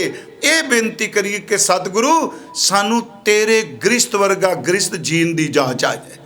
ਇਹ ਕਹਿਣਾ ਸਾਡੇ ਵਰਗੇ ਗ੍ਰਸਤੀ ਨਹੀਂ। ਪਿਆਰਿਓ, ਮੇਰੀ ਬੇਨਤੀ ਹੈ ਕਿ ਗੁਰੂ ਨਾਨਕ ਸਾਹਿਬ ਮਹਾਰਾਜ ਜਦੋਂ ਲਾਲੋ ਨੂੰ ਇਹ ਸ਼ਬਦ ਕਹਿ ਰਹੇ ਨੇ ਤੇ ਉੱਥੇ ਹਜ਼ੂਰ ਨੇ ਇਹ ਨਹੀਂ ਕਿਹਾ ਕਿ ਸਿਰ ਮੈਂ ਆਪਣੇ ਦਿਮਾਗੀ ਪੱਧਰ ਤੇ, ਹਜ਼ੂਰ ਕਹਿੰਦੇ ਨੇ ਮੈਨੂੰ ਖਸਮ ਬੁਲਾ ਰਿਹਾ ਹੈ, ਮੈਨੂੰ ਮੇਰਾ ਸਾਈਂ ਬੁਲਾ ਰਿਹਾ ਹੈ, ਤੇ ਜਿਵੇਂ ਮੇਰਾ ਖਸਮ ਬੁਲਾਉਂਦਾ ਪਿਆ ਲਾਲੋ, ਮੈਂ ਤੈਨੂੰ ਉਸੇ ਤਰ੍ਹਾਂ ਦੱਸਣਾ ਚਾਹੁੰਦਾ ਵਾਂ। ਤੇ ਜੋ ਇੱਥੋਂ ਦੇ ਅੱਜ ਕੱਲ੍ਹ ਇਹ ਹਾਲਾਤ ਨੇ, ਮੈਂ ਤੈਨੂੰ ਸੱਚ ਦੱਸਣਾ ਚਾਹੁੰਦਾ। ਆਉਣ ਵਾਲੇ ਸਮੇਂ ਤੇ ਇੱਥੇ ਆ ਕੁਝ ਵਾਪਰੇਗਾ ਤੇ ਸੱਚਮੁੱਚ ਜਿੱਦਣ ਵਾਪਰਿਆ, ਮੇਰਾ ਬਾਬਾ ਫਿਰ ਦੁਬਾਰਾ ਸੈਦਪੁਰ ਗਿਆ ਤੇ ਉਹਨੇ ਆਪਣੀ ਬਾਣੀ ਦੇ ਵਿੱਚ ਬਖਸ਼ਿਸ਼ ਕੀਤੀ, ਸਭ ਕੁਝ ਰੱਖ ਦਿੱਤਾ। ये बचन जैसी मैं आवे खसम की बाणी, जिमें मेरे खसम की बाणी आ रही है।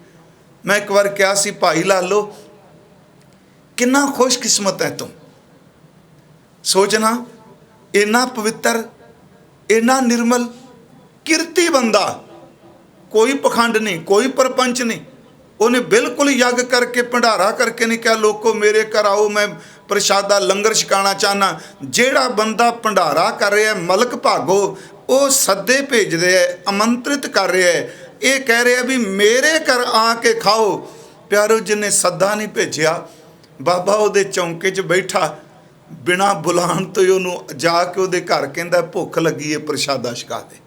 इहदा मतलब किरत सुची होवे, किरती बंदा होवे, बेईमानी ना होवे, नीयत रास होवे, मन शुद्ध होवे, उन्हां नूं बाहर दे ढोंग करन दी लोड़ नहीं। गुरु नानक उन्हां दे दरवाजे खड़का के खुद ही घर आ जाता है। कहे नानक जिन मन निर्मल सदा रहे गुरु नाले। महाराज ने कहा कि नानक घर ही बैठिया सौ पाई है जे नीयत रास करे, जे बंदे दी अंदर नीयत रास है। दूजी गल सब तो वड्डी क्रांति सी है। भाई लालो जी नूं उस वक्त दे उथों दे लोग तां यही शब्द समझ रहे हैं नीवी जात है, पर मेरा गुरु नानक साहब ओदी कुल्ली विच बैठदे ने ते इस गल नूं भी दस्सण लई कि नीचा अंदर नीच जात, नीची हो अत नीच, नानक तिनकै संगत साथ वड्डियां स्यों क्या रीस, जिथै नीच संभालियन तिथै नदर तेरी बख्शीश। फिर ਇਹਦੇ अर्थ एक पासे कोदरे दी रोटी साग, दूजे पासे मालपूड़े, इन्ना कुछ ते ਜਿਹੜੇ ਉਹ ਖਾਣ ਵਾਲੇ ਸੀ ਉਹਨੂੰ ਅਸੀਸਾਂ ਦਿੰਦੇ ਪਏ ਸਨ। ਤੂੰ ਵਧੇਗਾ, ਤੂੰ ਫੁੱਲੇਗਾ, ਮਲਕ ਭਾਗੋ ਨੂੰ ਤੇਰੇ ਵਰਗਾ ਧਰਮੀ ਕੋਈ ਨਹੀਂ। ਤੇ ਉਹ ਵੀ ਬੰਦਾ ਇਹ 'ਚ ਖੁਸ਼ ਸੀ। ਮਹਾਰਾਜ ਜੀ ਦੇ ਘਰ ਬੈਠੇ ਮੈਂ ਸਿਰ ਵੇਖਣ ਲਈ ਵਿੱਚੋਂ ਕਿ ਮਲਕ ਭਾਗੋ ਨੇ ਕਿੰਨੇ ਸੁਨੇਹੇ ਕਹਿ ਲਏ। ਹਜ਼ੂਰ ਗਏ ਨੇ, ਅਖੀਰ ਤੇ ਜਦੋਂ ਉਹਦੇ ਨਾਲ ਸਾਹਮਣੇ ਆਮਣੇ ਸਾਹਮਣੇ ਹੁੰਦੇ ਆ ਤੇ ਉਹ ਕਹਿੰਦਾ ਦੇਖੋ ਜੀ ਕਿ ਤੁਸੀਂ ਲਾਲੋ ਦੇ ਚੌਂਕੇ 'ਚ ਬੈਠੇ, ਇੱਧਰ ਦੇਖੋ ਇੰਨੇ ਸਾਧੂ ਆਏ ਬੈਠੇ। ਸਾਡੀ ਆਈ ਤਾਂ ਇੱਕ ਮੁਸ਼ਕਲ ਹੈ ਕਿ ਜਿਸ ਬੰਦੇ ਪਿੱਛੇ ਲੋਕ ਜ਼ਿਆਦੇ ਹੋਣ, ਅਸੀਂ ਲੋਕਾਂ ਦੇ ਸਿਰ ਵੇਖ ਕੇ, ਗਿਣਤੀ ਵੇਖ ਕੇ ਫਿਰ ਉਹਦੇ ਵਿਆਖਿਆ ਸ਼ੁਰੂ ਕਰ ਦਿੰਦੇ ਹਾਂ, ਬੜਾ ਪਹੁੰਚਿਆ ਹੋਇਆ ਹੈ, ਪੁੱਛੋ ਕੋਈ ਨਾ, ਉੱਥੇ ਤਾਂ ਤਿਲ ਸੱਟਣ ਨੂੰ ਥਾਂ ਨਹੀਂ ਮਿਲਦੀ। ਮੈਂ ਦੇਖਿਆ ਜੀ ਜਿੰਨਾ ਰਾਜਨੀਤਿਕ ਇਹ ਸਾਰਾ ਪਸਾਰਾ ਹੈ, ਇਹ ਧਰਮ ਨਹੀਂ ਵੇਂਦਾ, ਸਿਰਫ ਸਿਰ ਗਿਣਦਾ ਹੈ। ਇਹਦੇ ਕੋਲ ਕਿੰਨੇ ਵੋਟ ਨੇ, ਇਹਦੇ ਪਿੱਛੇ ਕਿੰਨੇ ਲੋਕ ਨੇ। ਮੈਂ ਆਪ ਨੂੰ ਅਰਜ਼ ਕਰਾਂ ਕਿ ਉੱਥੇ ਵੀ ਗਿਣਤੀ ਜ਼ਿਆਦਾ ਹੈ ਮਲਕ ਭਾਗੋ ਦੇ ਘਰ।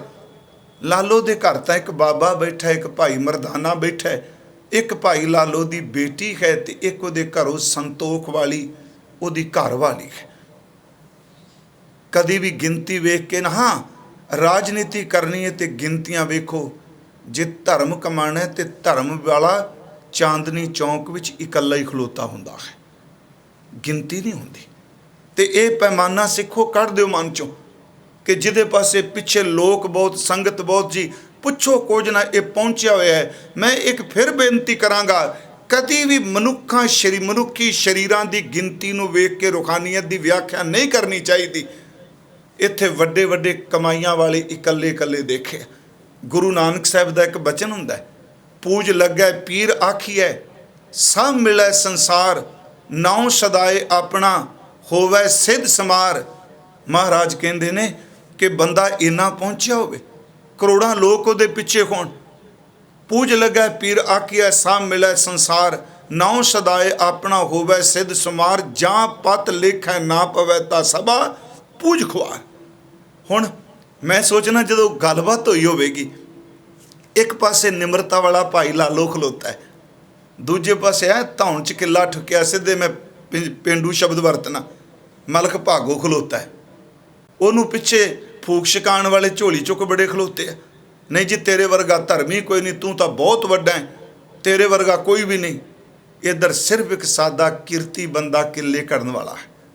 ਮਲਕ ਭਾਗੋ ਇਹ ਗੱਲ ਕਹਿੰਦਾ ਹੈ ਕਿ ਤੁਸੀਂ ਇਹਦੇ ਘਰੋਂ ਕੋਦਰੇ ਦੀ ਰੋਟੀ ਜਾਂ ਸਾਗ ਖਾਧਾ, ਇੱਥੇ ਇੰਨੇ ਸੋਹਣੇ ਪਕਵਾਨ ਸਨ, ਕੀ ਫਰਕ ਪੈਂਦਾ ਸੀ ਜੇ ਇੱਕ ਬੁਰਕੀ ਖਾ ਲੈਂਦੇ ਤਾਂ। ਮਹਾਰਾਜ ਅੱਗੋਂ ਉੱਤਰ ਦਿੰਦੇ ਆ, ਚਲੋ ਦੁੱਧ ਤੇ ਲਹੂ ਦਾ ਨਿਤਾਰਾ ਤਾਂ ਕਰ ਦਿੱਤਾ ਨਾ ਕਿਰਤ ਕਰਕੇ। ਤੇ ਉੱਥੇ ਗੱਲ ਕਹਿੰਦੇ ਆ, ਮਲਕ ਭਾਗੋ ਖਾਣਾ ਬਹੁਤ ਸੌਖਾ ਹੈ, ਆ ਸਾਰੇ ਖਾ ਕੇ ਚਲੇ ਗਏ। ਤੇ ਕਹਿੰਦੇ ਜੇ ਤੁਸੀਂ ਵੀ ਖਾ ਜਾਂਦੇ ਕੀ ਫਰਕ ਸੀ। ਤੇ ਮਹਾਰਾਜ ਉੱਥੇ ਕਹਿੰਦੇ ਆ ਕਿ ਮਲਕ ਭਾਗੋ ਨੂੰ ਕਿ ਕਿੱਕਰ ਦੇ ਕੰਡੇ ਦੇਖਿਆ। ਕਹਿੰਦਾ ਜੀ। ਮਹਾਰਾਜ ਕਹਿੰਦੇ ਕਦੇ ਬੀਜ ਨੂੰ ਹੱਥ 'ਚ ਪਕੜਿਆ, ਕਿੱਕਰ ਦੇ ਬੀਜ 'ਚੋਂ ਕੰਡਾ ਚੁੱਭਦਾ। ਕਹਿੰਦਾ ਨਹੀਂ ਨਹੀਂ। ਮਹਾਰਾਜ ਕਹਿੰਦੇ ਕਿੱਕਰ ਦੇ ਬੀਜ ਨੂੰ ਤਲੀਆਂ ਉੱਤੇ ਹੱਥ ਤੇ ਮਲੋ, ਬੀਜ ਵਿੱਚੋਂ ਕਦੀ ਕੰਡੇ ਨਹੀਂ ਚੁੱਭਦੇ। ਕੰਡੇ ਉਦੋਂ ਹੀ ਚੁੱਭਦੇ ਨੇ ਜਦੋਂ ਬੀਜ ਬੀਜਿਆ ਜਾਏ। ਮਲਕ ਭਾਗੋ ਖਾਣਾ ਬਹੁਤ ਸੌਖਾ ਹੈ, ਉਹ ਬੀਜ ਹੈ। ਕੰਡੇ ਉਦੋਂ ਚੁੱਭਦੇ ਨੇ ਜਦੋਂ ਟਿਕੀ ਹੋਈ ਸੁਰਤ ਰੱਬ ਦੇ ਚਰਨਾਂ ਵਿੱਚ ਜੁੜਦੀ ਹੈ। ਖੈਰ ਰਹੋ ਵਿਚਾਰ, ਤਨ ਸਾਡੇ ਮਨ ਤੇ ਅਸਰ ਪਾਉਂਦਾ ਹੈ। ਹਜ਼ੂਰ ਨੇ ਉੱਥੇ ਜਿਹੜੇ ਸ਼ਬਦ ਕਹੇ, ਕਿਉਂਕਿ ਵਿਸ਼ੇ ਤੋਂ ਦੂਰ ਨਹੀਂ ਜਾਵਾਂਗਾ ਕਿ ਪ੍ਰਾਨੀ ਕਛੂ ਨਾ ਚੇਤੀ ਮਦ ਮਾਇਆ ਕੈ ਅੰਧ। ਮਹਾਰਾਜ ਕਹਿੰਦੇ ਨੇ ਜੈਸੀ ਮੈਂ ਆਵੈ ਖਸਮ ਕੀ ਬਾਣੀ ਤੈਸੜਾ ਕਰੀ ਗਿਆਨ ਵੇ ਲਾਲੋ। ਪਾਪ ਕੀ ਜੰਜ ਲੈ ਕਾਬਲੋਂ ਧਾਇਆ, ਜੋਰੀ ਮੰਗੈ ਦਾਨ ਵੇ ਲਾਲੋ। ਪਾਪ ਦੀ ਜੰਜ ਦਾ ਲਾੜਾ ਆ ਰਿਹਾ, ਸੱਚੀ ਮੁੱਚੀ ਉਹ ਤਾਕਤ ਨਾਲ ਦਾਨ ਮੰਗੇਗਾ। ਸ਼ਰਮ ਧਰਮ ਦੇ ਛੱਪ ਖਲੋਏ, ਕੂੜ ਫਿਰੇ ਪ੍ਰਧਾਨ ਵੇ ਲਾਲੋ। ਕਾਜੀਆਂ ਬਾਹਮਣਾ ਕੀ ਗੱਲ ਥੱਕੀ, ਅਗਦ ਪੜੇ ਸ਼ੈਤਾਨ ਵੇ ਲਾਲੋ। ਇੱਥੇ ਸਤਿਗੁਰੂ ਨੇ ਜਿਹੜਾ ਉਦਾਹਰਨ ਦਿੱਤੀ ਉਹ ਵਿਆਹ ਦੀ ਦਿੱਤੀ ਕਿ ਜਿਵੇਂ ਜੰਜ ਲੈ ਕੇ ਆ ਰਿਹਾ ਹੈ, ਅਗਦ ਪੜੇ ਸ਼ੈਤਾਨ ਵੇ ਲਾਲੋ। ਇਸ ਵਿੱਚ ਹਜ਼ੂਰ ਨੇ ਇੱਕ ਸ਼ਬਦ ਕਿਹਾ, ਖੂਨ ਕੇ ਸੋਹਲੇ ਗਾਵੀਆਂ ਨਾਨਕ, ਰਤ ਕਾ ਕੁੰਗੂ ਪਾਏ ਵੇ ਲਾਲੋ। ਲਾਲੋ ਆਹ ਕੁਛ ਹੋਣ ਵਾਲਾ ਹੈ। ਪਰ ਇਹ ਗੱਲ ਯਾਦ ਰੱਖੋ, ਜਦੋਂ ਕੋਈ ਨਸੀਹਤ ਦਿੰਦਾ ਹੈ, ਹੰਕਾਰੀ ਬੰਦੇ ਛੇਤੀ ਕੀਤਿਆਂ ਚੰਗੇ ਬੰਦੇ ਦੀ ਨਸੀਹਤ ਨਹੀਂ ਲੈਂਦੇ। ਕਿਉਂਕਿ ਜਿਹੜਾ ਮਾਇਆ ਦੇ ਨਸ਼ੇ ਵਿੱਚ ਗਲਤਾਨ ਹੁੰਦਾ ਹੈ ਨਾ ਜੀ, ਉਹਦਾ ਚੁਗਿਰਦਾ ਵੀ ਉਹੋ ਜਿਹਾ ਹੁੰਦਾ ਹੈ। ਉਹਨੂੰ ਡੋਬਣ ਵਾਲੇ ਜ਼ਿਆਦਾ ਹੁੰਦੇ ਨੇ। ਨਹੀਂ ਤੁਸੀਂ ਪੁੱਛੋ ਕੋਈ ਨਾ, ਤੁਸੀਂ ਆਹ ਕਰ ਦਿਓ ਜੀ, ਤੁਸੀਂ ਆਹ ਕਰ ਦਿਓ ਜੀ। ਕਿਉਂਕਿ ਉਹ ਇਹ ਨਹੀਂ ਕਹਿੰਦੇ ਵੀ ਇਸ ਬੰਦੇ ਦਾ ਭਲਾ ਕਿਵੇਂ ਵੇ, ਉਹ ਇਸ ਤਰ੍ਹਾਂ ਦੀਆਂ ਗੱਲਾਂ ਕਰਦੇ ਮੇਰੇ ਤੇ ਕੁਛ ਕਿਵੇਂ ਹੋ ਜਾਏਗਾ। ਉੱਥੇ ਹਜ਼ੂਰ ਨੇ ਇਹ ਸ਼ਬਦ ਕਿਹਾ ਕਿ ਲਾਲੋ ਖੂਨ ਕੇ ਸੋਹਲੇ ਗਾਵੀਆਂ ਨਾਨਕ, ਰਤ ਕਾ ਕੁੰਗੂ ਪਾਏ ਵੇ ਲਾਲੋ। ਉੱਥੇ ਇੱਕ ਬਚਨ ਹੈ ਕਿ ਹਜ਼ੂਰ ਕਹਿੰਦੇ ਨੇ ਕਾਇਆ ਕੱਪੜ ਟੁਕ ਟੁਕ ਹੋਸੀ, ਇਹ ਹੋਵੇਗਾ, ਇਹਨੂੰ ਕੋਈ ਨਹੀਂ ਬਚਾ ਸਕੇਗਾ ਕਿਉਂਕਿ ਇਹ ਕੁਝ ਵਾਪਰ ਰਿਹਾ ਹੈ। ਮਹਾਰਾਜ ਕਹਿੰਦੇ ਨੇ ਇਹ ਕਾਇਆ ਇਸ ਤਰ੍ਹਾਂ ਜਿਵੇਂ ਪੁਰਾਣਾ ਕੱਪੜਾ ਛਿੱਜਿਆ ਹੋਇਆ ਤੰਦ ਤੰਦ ਹੋ ਕੇ ਪਾਟਦਾ। ਆ ਜਿਹੜੇ ਕੀਮਤੀ ਸਰੀਰ ਤੈਨੂੰ ਦਿਸਦੇ ਪਿਆ ਨਾ, ਜਿਹੜੇ ਜੋਬਨ 'ਚ ਮੱਤੇ ਨੇ, ਰੱਤੇ ਨੇ, ਬਿਲਕੁਲ ਰੱਬ ਦੀ ਗੱਲ ਨਹੀਂ ਸੁਣਦੇ, ਇਨਸਾਨੀਅਤ ਤੋਂ ਡਿੱਗੇ ਕਰਮ ਕਰਦੇ ਆ। ਕਹਿੰਦੇ ਨੇ ਇਹ ਤਨ ਇਸ ਤਰ੍ਹਾਂ ਚੀਰੇ ਜਾਣਗੇ ਜਿਵੇਂ ਕੱਪੜਾ ਚੀਰਿਆ ਜਾਂਦਾ, ਕੱਟਿਆ ਜਾਂਦਾ। ਕਾਇਆ ਕੱਪੜ ਟੁਕ ਟੁਕ ਹੋਸੀ, ਹਿੰਦੁਸਤਾਨ ਸੰਭਾਲ ਸੀ ਬੋਲਾ। ਸੁਣੋ ਇਸ ਬੇਨਤੀ ਨੂੰ, ਮੇਰੇ ਇਹਨਾਂ ਬੋਲਾਂ ਨੂੰ ਇਹ ਲੋਕ ਚੇਤੇ ਕਰਨਗੇ, ਪਰ ਉਦੋਂ ਬਹੁਤ ਸਮਾਂ ਲੰਘ ਚੁੱਕਾ ਹੋਵੇਗਾ। ਮੈਂ ਆਪ ਨੂੰ ਬੇਨਤੀ ਕਰਾਂ, ਮੈਂ ਇਸ ਕਰਕੇ ਅੱਜ ਇਹ ਪ੍ਰਕਰਨ ਲੈ ਲਿਆ ਕਿ ਅਗਲਾ ਜਿਹੜਾ ਸ਼ਬਦ ਮੈਂ ਆਪ ਨਾਲ ਸਾਂਝਾ ਕਰਨ ਲੱਗਾ, ਮੈਂ ਆਪ ਨੂੰ ਕਿਹਾ ਵੀ ਇੱਕ ਪੈਸਾ, ਦੂਜੀ ਜਵਾਨੀ, ਤੀਜੀ ਪਦਵੀ। ਫਿਰ ਸੁਣਿਓ, ਜੋਬਨ, ਪ੍ਰਭਤਾ ਤੇ ਧਨ, ਇਹ ਤਿੰਨੇ ਚੀਜ਼ਾਂ ਜਿੱਥੇ ਇਕੱਠੀਆਂ ਹੋ ਜਾਣ ਨਾ, ਫਿਰ ਕੋਈ ਮਾਈ ਕਾ ਲਾਲ ਰੱਬ ਦੀ ਬਖਸ਼ਿਸ਼ ਵਾਲਾ ਬਚਦਾ ਨਹੀਂ, ਤੇ ਤਿੰਨੇ ਇਹ ਬੰਦੇ ਨੂੰ ਰੋੜ ਕੇ ਲੈ ਜਾਂਦੀਆਂ। ਹਜ਼ੂਰ ਨੇ ਲਾਲੋ ਦੇ ਘਰ ਪਰਮਾਤਮਾ ਦੇ ਗੀਤ ਗਾਏ। ਉਹਦੇ ਘਰ ਵਿੱਚ ਸਵੇਰੇ ਸ਼ਾਮ ਸਤਸੰਗ ਹੋਇਆ। ਬਾਬਰ ਨੇ ਹਮਲਾ ਕੀਤਾ। ਜੋ ਕੁਝ ਵਾਪਰਿਆ, ਮੇਰੇ ਗੁਰੂ ਨਾਨਕ ਸਾਹਿਬ ਨੇ ਆਪਣੀ ਮੁਬਾਰਕ ਰਸਨਾ ਤੋਂ ਸ਼ਬਦ ਉਚਾਰਨ ਕੀਤੇ। ਦੋ ਗੱਲਾਂ ਮੈਂ ਹੋਰ ਕਰਾਂ। ਜਿੰਨਾ ਬੰਦਾ ਦੌਲਤ ਵਾਲਾ ਹੋਵੇਗਾ, ਪਦਵੀ ਵਾਲਾ ਹੋਵੇਗਾ, ਖਿਮਾ ਕਰਿਓ, ਉਹਨਾਂ ਬੰਦਾ ਸ਼ੱਕੀ ਵੀ ਬਹੁਤ ਹੋ ਜਾਏਗਾ, ਬਹੁਤ ਜ਼ਿਆਦਾ। ਜਦੋਂ ਬਾਬਰ ਆ ਰਿਹਾ ਹੈ ਤੇ ਜਿਹੜੇ ਉੱਥੇ ਬੈਠੇ ਹੋਏ ਲੋਕ ਸਨ, ਉੱਥੇ ਸਤਿਗੁਰੂ ਨੇ ਦੋ ਸ਼ਬਦ ਵਰਤੇ ਨੇ, ਇੱਕ ਕਾਜ਼ੀ ਤੇ ਇੱਕ ਬ੍ਰਾਹਮਣ। ਪਠਾਨ ਵੀ ਨੇ ਤੇ ਉੱਥੇ ਹਿੰਦੂ ਵੀ ਨੇ। ਉੱਥੇ ਇਹਨਾਂ ਨੇ ਸਹੀ ਮਾਰਗ ਦੱਸਣ ਦੀ ਥਾਂ ਉਹਨਾਂ ਨੂੰ ਕੁਰਾਏ ਪਾ ਦਿੱਤਾ। ਇਹ ਸ਼ਬਦ ਕਹੇ ਕਿ ਬਾਬਰ ਚੜ੍ਹ ਕੇ ਆ ਰਿਹਾ, ਤੁਸੀਂ ਬੇਫਿਕਰੇ ਰਹੋ। ਪੀਰਾਂ ਨੇ ਕਿਹਾ ਸਾਡੇ ਕੋਲ ਤਵੀਤ ਹੈਗੇ ਆ, ਇਹਨਾਂ ਨੇ ਕਿਹਾ ਸਾਡੇ ਕੋਲ ਮੰਤਰ ਹੈਗੇ ਆ। ਮੈਂ ਆਪ ਨੂੰ ਇੱਕ ਬੇਨਤੀ ਕਰਾਂ ਸਾਧ ਸੰਗਤ ਜੀ, ਦੁੱਖ ਤੇ ਸੁੱਖ ਰੱਬ ਦੇ ਭਾਣੇ ਵਿੱਚ ਹੈ। ਇੱਕੋ ਬੇਨਤੀ ਕਰੀਏ ਕਿ ਆਪਣੀ ਰਜ਼ਾ ਵਿੱਚ ਜ਼ਿੰਦਗੀ ਜੀਣ ਦੀ ਜਾਤ ਦੇ। ਆ ਤਵੀਤੜੀਆਂ ਪਾਣੀਆਂ, ਜੋਤਸ਼ੀਆਂ ਕੋਲ ਪੁੱਛਣਾ, ਉਹਨਾਂ ਦੇ ਮੁਤਾਬਕ ਕੱਪੜੇ ਪਾਣੇ, ਉਹਨਾਂ ਦੇ ਮੁਤਾਬਕ ਪੱਗਾਂ ਬੰਨ੍ਹਣੀਆਂ। ਮੈਂ ਆਪ ਨੂੰ ਬੇਨਤੀ ਕਰਾਂਗਾ, ਇਹ ਕੁਝ ਐਮਨਾਬਾਦ ਹੋਇਆ ਤੇ ਗੁਰੂ ਨਾਨਕ ਸਾਹਿਬ ਜੀ ਨੇ ਆਪਣੀ ਬਾਣੀ 'ਚ ਕਿਹਾ, ਕਹਿਣ ਲੱਗੇ ਤੁਸੀਂ ਇਹਨਾਂ ਨੂੰ ਤਿਆਰੀ ਕਰਵਾਉਂਦੇ। ਉਹ ਸ਼ਸਤਰ ਲੈ ਕੇ ਆ ਰਿਹਾ ਹੈ, ਉਹ ਨਵੀਆਂ ਬੰਦੂਕਾਂ ਲੈ ਕੇ ਆ ਰਿਹਾ ਹੈ, ਉਹ ਘੋੜੇ ਤੇ ਚੜ੍ਹ ਕੇ ਆ ਰਹੇ ਨੇ, ਤੁਸੀਂ ਉਹੀ ਲੈ ਕੇ ਬੈਠੇ ਉੱਥੇ। ਮਹਾਰਾਜ ਨੇ ਕਿਹਾ ਕੋਟੀ ਹੂੰ ਪੀਰ ਵਰਜ ਰਹਾਏ ਜਾਂ ਮੀਰ ਸੁਣਿਆ ਧਾਇਆ। ਪੀਰ ਸਾਰੇ ਇਕੱਠੇ ਹੋ ਗਏ ਜੀ, ਅਸੀਂ ਮੰਤਰ ਪੜਾਂਗੇ ਜੀ, ਅਸੀਂ ਤਵੀਤ ਦਿਆਂਗੇ ਜੀ। ਤੇ ਅੱਜ ਵੀ ਅਸੀਂ ਦੇਖਦੇ ਹਾਂ। ਮੈਂ ਚਲੋ ਕਿਸੇ ਦੀ ਨਿੰਦਿਆ 'ਚ ਨਹੀਂ ਜਾਂਦਾ, ਪਰ ਇਸ ਅਸਲੀਅਤ ਨੂੰ ਯਾਦ ਰੱਖੋ, ਸਿੱਖੋ। ਜੇ ਸਭ ਕੁਝ ਹਰ ਬੰਦਾ ਦੱਸਣ ਜੋਗਾ ਹੋਵੇ, ਤੁਸੀਂ ਮੈਨੂੰ ਹੁਣ ਦੱਸੋ, ਆ ਜਿੰਨੇ ਭਵਿੱਖਬਾਣੀਆਂ ਦੱਸਦੇ ਪਏ ਆ ਟੀ ਵੀ ਦੇ ਉੱਤੇ, ਹੁਣ ਕੋਈ ਦੱਸਦਾ ਵੀ ਅੱਜ ਤੂੰ ਫਲਾਣਾ ਬਿਜ਼ਨਸ ਕਰੀ ਤੈਨੂੰ ਇੰਨੇ ਪੈਸੇ ਬਚਣਗੇ, ਅੱਜ ਤੂੰ ਆਹ ਕਰੀ। ਜੇ ਭਵਿੱਖ ਸਭ ਕੁਝ ਬੰਦਾ ਜਾਣ, ਮੈਂ ਇਹ ਨਹੀਂ ਕਹਿੰਦਾ ਵਿਦਿਆ ਹੈ, ਉਹਦੀ ਆਪਣੀ ਥਾਂ ਹੈ ਕੋਈ, ਪਰ ਇਹ ਸ਼ਬਦ ਜਿਹੜੇ ਨੇ ਵੀ ਆਪਾਂ ਕਹੀਏ ਵੀ ਆਹ ਦੱਸ ਦਿੱਤਾ ਜੀ ਇਹਨਾਂ ਤੇ ਆਹ ਕੁਝ ਕਹਿ ਦਿੱਤਾ। ਮੈਂ ਕਹਿੰਦਾ ਇੱਕ ਬੰਦਾ, ਜਿਹੜਾ ਬੰਦਾ ਨਾ ਕਦੀ ਰੱਬ ਨੂੰ ਮੰਨਦਾ ਨਾ ਕਦੇ ਧਰਮ ਨੂੰ ਮੰਨਦਾ, ਉਹਨੂੰ ਬੰਦੇ ਨੂੰ ਬਿਠਾ ਦਿਓ, ਉਹ ਸਾਰਿਆਂ ਨੂੰ ਤਥਾਸਤੂ ਕਹੀ ਜਾਏ, ਤੇਰਾ ਹੋ ਜਾਏਗਾ ਹੋ ਜਾਏਗਾ ਹੋ ਜਾਏਗਾ ਕੰਮ। ਜੇ 100 ਬੰਦਾ ਰੋਜ਼ ਉਹਦੇ ਕੋਲ ਭੁਗਤਦਾ ਤੇ ਕੁਦਰਤੀ ਤੌਰ ਤੇ 10-15 ਦੇ ਤੇ ਘਰ ਉਹ ਕੰਮ ਹੋ ਹੀ ਜਾਣਾ ਹੈ ਨਾ। ਜਿਨ੍ਹਾਂ 10 ਦੇ ਘਰ ਹੋ ਗਿਆ ਉਹਨਾਂ ਵਾਸਤੇ ਬਾਬਾ ਜੀ ਮਹਾਨ ਨੇ। ਮੇਰੇ ਗੁਰੂ ਜੀ ਨੇ ਸ਼ਬਦ ਕਹੇ, ਬਜਾਏ ਕਿ ਤਵੀਤਾਂ ਵਿੱਚ ਮੜ ਕੇ ਸ਼ਬਦ ਪੜ੍ਹਨ ਦੀ ਬੰਨਣ ਦੀ ਥਾਂ, ਗਲਿਆਂ ਵਿੱਚ ਤਵੀਤ ਪਾਉਣ ਦੀ ਥਾਂ, ਇਹਨੂੰ ਅੰਦਰ ਵਾਲੇ ਕੰਠ ਵਿੱਚ ਸ਼ਬਦ ਪਾ ਲੈ ਕਿ ਜਿੱਥੋਂ ਮਰਨ ਤੋਂ ਬਾਅਦ ਵੀ ਨਾ ਨਿਕਲੇ। ਮਹਾਰਾਜ ਸੱਚੇ ਪਾਤਸ਼ਾਹ ਉਹਨਾਂ ਨੇ ਕਿਹਾ ਕੋਟੀ ਹੂੰ ਪੀਰ ਵਰਜ ਰਹਾਏ, ਕਰੋੜਾਂ ਪੀਰ, ਅਨੇਕਾਂ ਪੀਰ ਇਕੱਠੇ ਕਰ ਲੈ।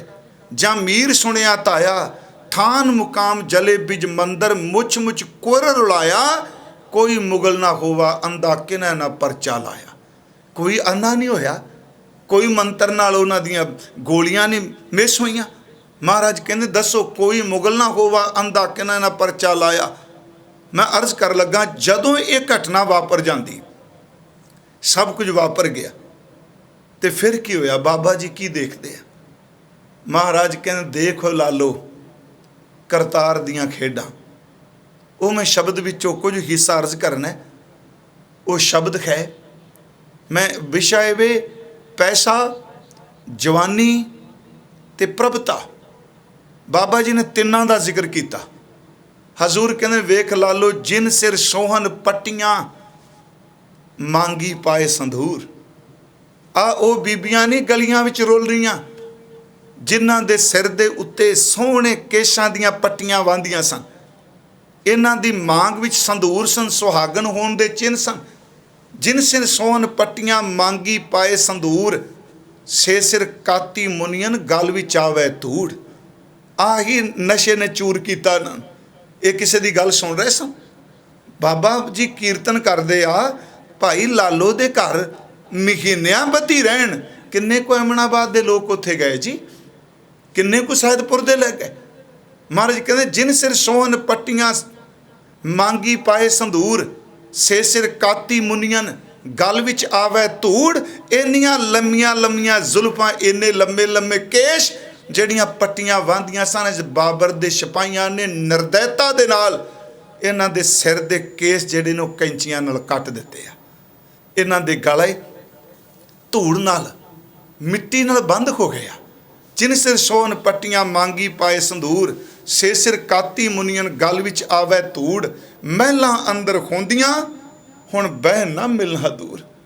ਹਜ਼ੂਰ ਕਹਿੰਦੇ ਨੇ ਇਹ ਮਹੱਲਾਂ 'ਚ ਰਹਿਣ ਵਾਲੀਆਂ, ਇਹਨਾਂ ਨੂੰ ਅੱਜ ਆਪਣੇ ਮਹੱਲਾਂ ਦੇ ਕੋਲ ਵੀ ਕੋਈ ਰਹਿਣ ਨਹੀਂ ਦਿੰਦਾ। ਮਹਿਲਾਂ ਅੰਦਰ ਹੁੰਦੀਆਂ, ਹੁਣ ਬਹਿਣ ਨਾ ਮਿਲਣਾ ਦੂਰ। ਆਦੇਸ਼ ਬਾਬਾ ਆਦੇਸ਼, ਆਦਿ ਪੁਰਖ ਤੇਰਾ ਅੰਤ ਨਾ ਪਾਇਆ, ਤੂੰ ਕਰ ਕਰ ਦੇਖੈ ਵੇਸ। ਇੱਥੇ ਫਿਰ ਯਾਦ ਰੱਖਿਓ, ਮਹਾਰਾਜ ਹੁਕਮ ਰਜ਼ਾ ਉਹਦੀ ਖੇਡ 'ਚ ਦਖਲ ਨਹੀਂ ਦੇ ਰਿਹਾ। ਇਹ ਕੁਝ ਵਾਪਰਿਆ, ਕਹਿ ਰਹੇ ਨੇ ਸਿਰ ਮੁੰਨ ਦਿੱਤੇ ਗਏ, ਇਹਨਾਂ ਦੇ ਗਲੇ ਧੂੜ ਨਾਲ ਭਰੇ ਗਏ। ਇਹਨਾਂ ਨੂੰ ਆਪਣੇ ਮਹੱਲਾਂ ਦੇ ਕੋਲ ਨਹੀਂ ਕੋਈ ਪਟਕਣ ਦੇ ਰਿਹਾ। ਪਰ ਗੁਰੂ ਨਾਨਕ ਸਾਹਿਬ ਕਹਿੰਦੇ ਵਾਹ ਪ੍ਰਮਾਤਮਾ ਤੈਨੂੰ ਨਮਸਕਾਰ, ਇਹ ਤੇਰੀ ਖੇਡ ਦਾ ਕਿਸੇ ਅੰਤ ਨਹੀਂ ਪਾਇਆ।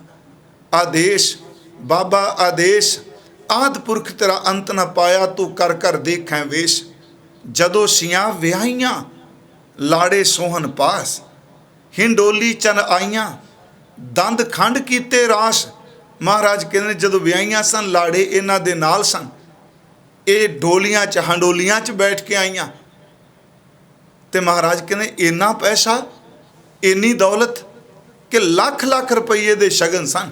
ਜਦੋਂ ਸੀਆਂ ਵਿਆਹੀਆਂ ਲਾੜੇ ਸੋਹਣ ਪਾਸ, ਹਿੰਡੋਲੀ ਚੜ ਆਈਆਂ ਦੰਦ ਖੰਡ ਕੀਤੇ ਰਾਸ। ਉੱਪਰੋਂ ਪਾਣੀ ਵਾਰੀਐ ਝੱਲੇ ਚਮਕਣ ਪਾਸ, 1 ਲੱਖ ਲੈਣ ਬਹੇਟੀਆਂ ਲੱਖ ਲੈਣ ਖੜੀਆਂ। ਗਰੀ ਸ਼ੁਹਾਰੇ ਖਾਂਦੀਆਂ ਮਾਨਣ ਸੇਜੜੀਆਂ। ਕਿੰਨਾ ਜੀ ਪੈਸਾ, ਕਿੰਨੀ ਦੌਲਤ, ਲੱਖ ਲੱਖ ਰੁਪਈਆ ਸ਼ਗਨ ਦਾ ਮੈਂ ਕਹਿ ਰਿਹਾ ਉਸ ਵੇਲੇ। 1 ਲੱਖ ਲੈਣ ਬਹੇਟੀਆਂ ਲੱਖ ਲੈਣ ਖੜੀਆਂ। ਗਰੀ ਸ਼ੁਹਾਰੇ ਖਾਂਦੀਆਂ ਮਨ ਸੇਜੜੀਆਂ। 3 ਗਲ ਸਿਲਕਾ ਪਾਈਆਂ। ਇੱਥੇ ਸਿਲਕ ਦਾ ਅਰਥ ਹੈ ਰੱਸੀ। ਉਹਨਾਂ ਦੇ ਗਲਾਂ ਵਿੱਚ ਬਾਬਰ ਦੇ ਸਿਪਾਹੀਆਂ ਨੇ ਰੱਸੀਆਂ ਪਾ ਦਿੱਤੀਆਂ। 3 ਗਲ ਸਿਲਕਾਂ ਪਾਈਆਂ, ਟੁੱਟਣ ਮੋਤ ਸਰੀਆਂ। ਇਹਦੇ ਵਿੱਚ ਮਹਾਰਾਜ ਜੀ ਨੇ ਇੱਕ ਬਚਨ ਕਿਹਾ ਹੈ।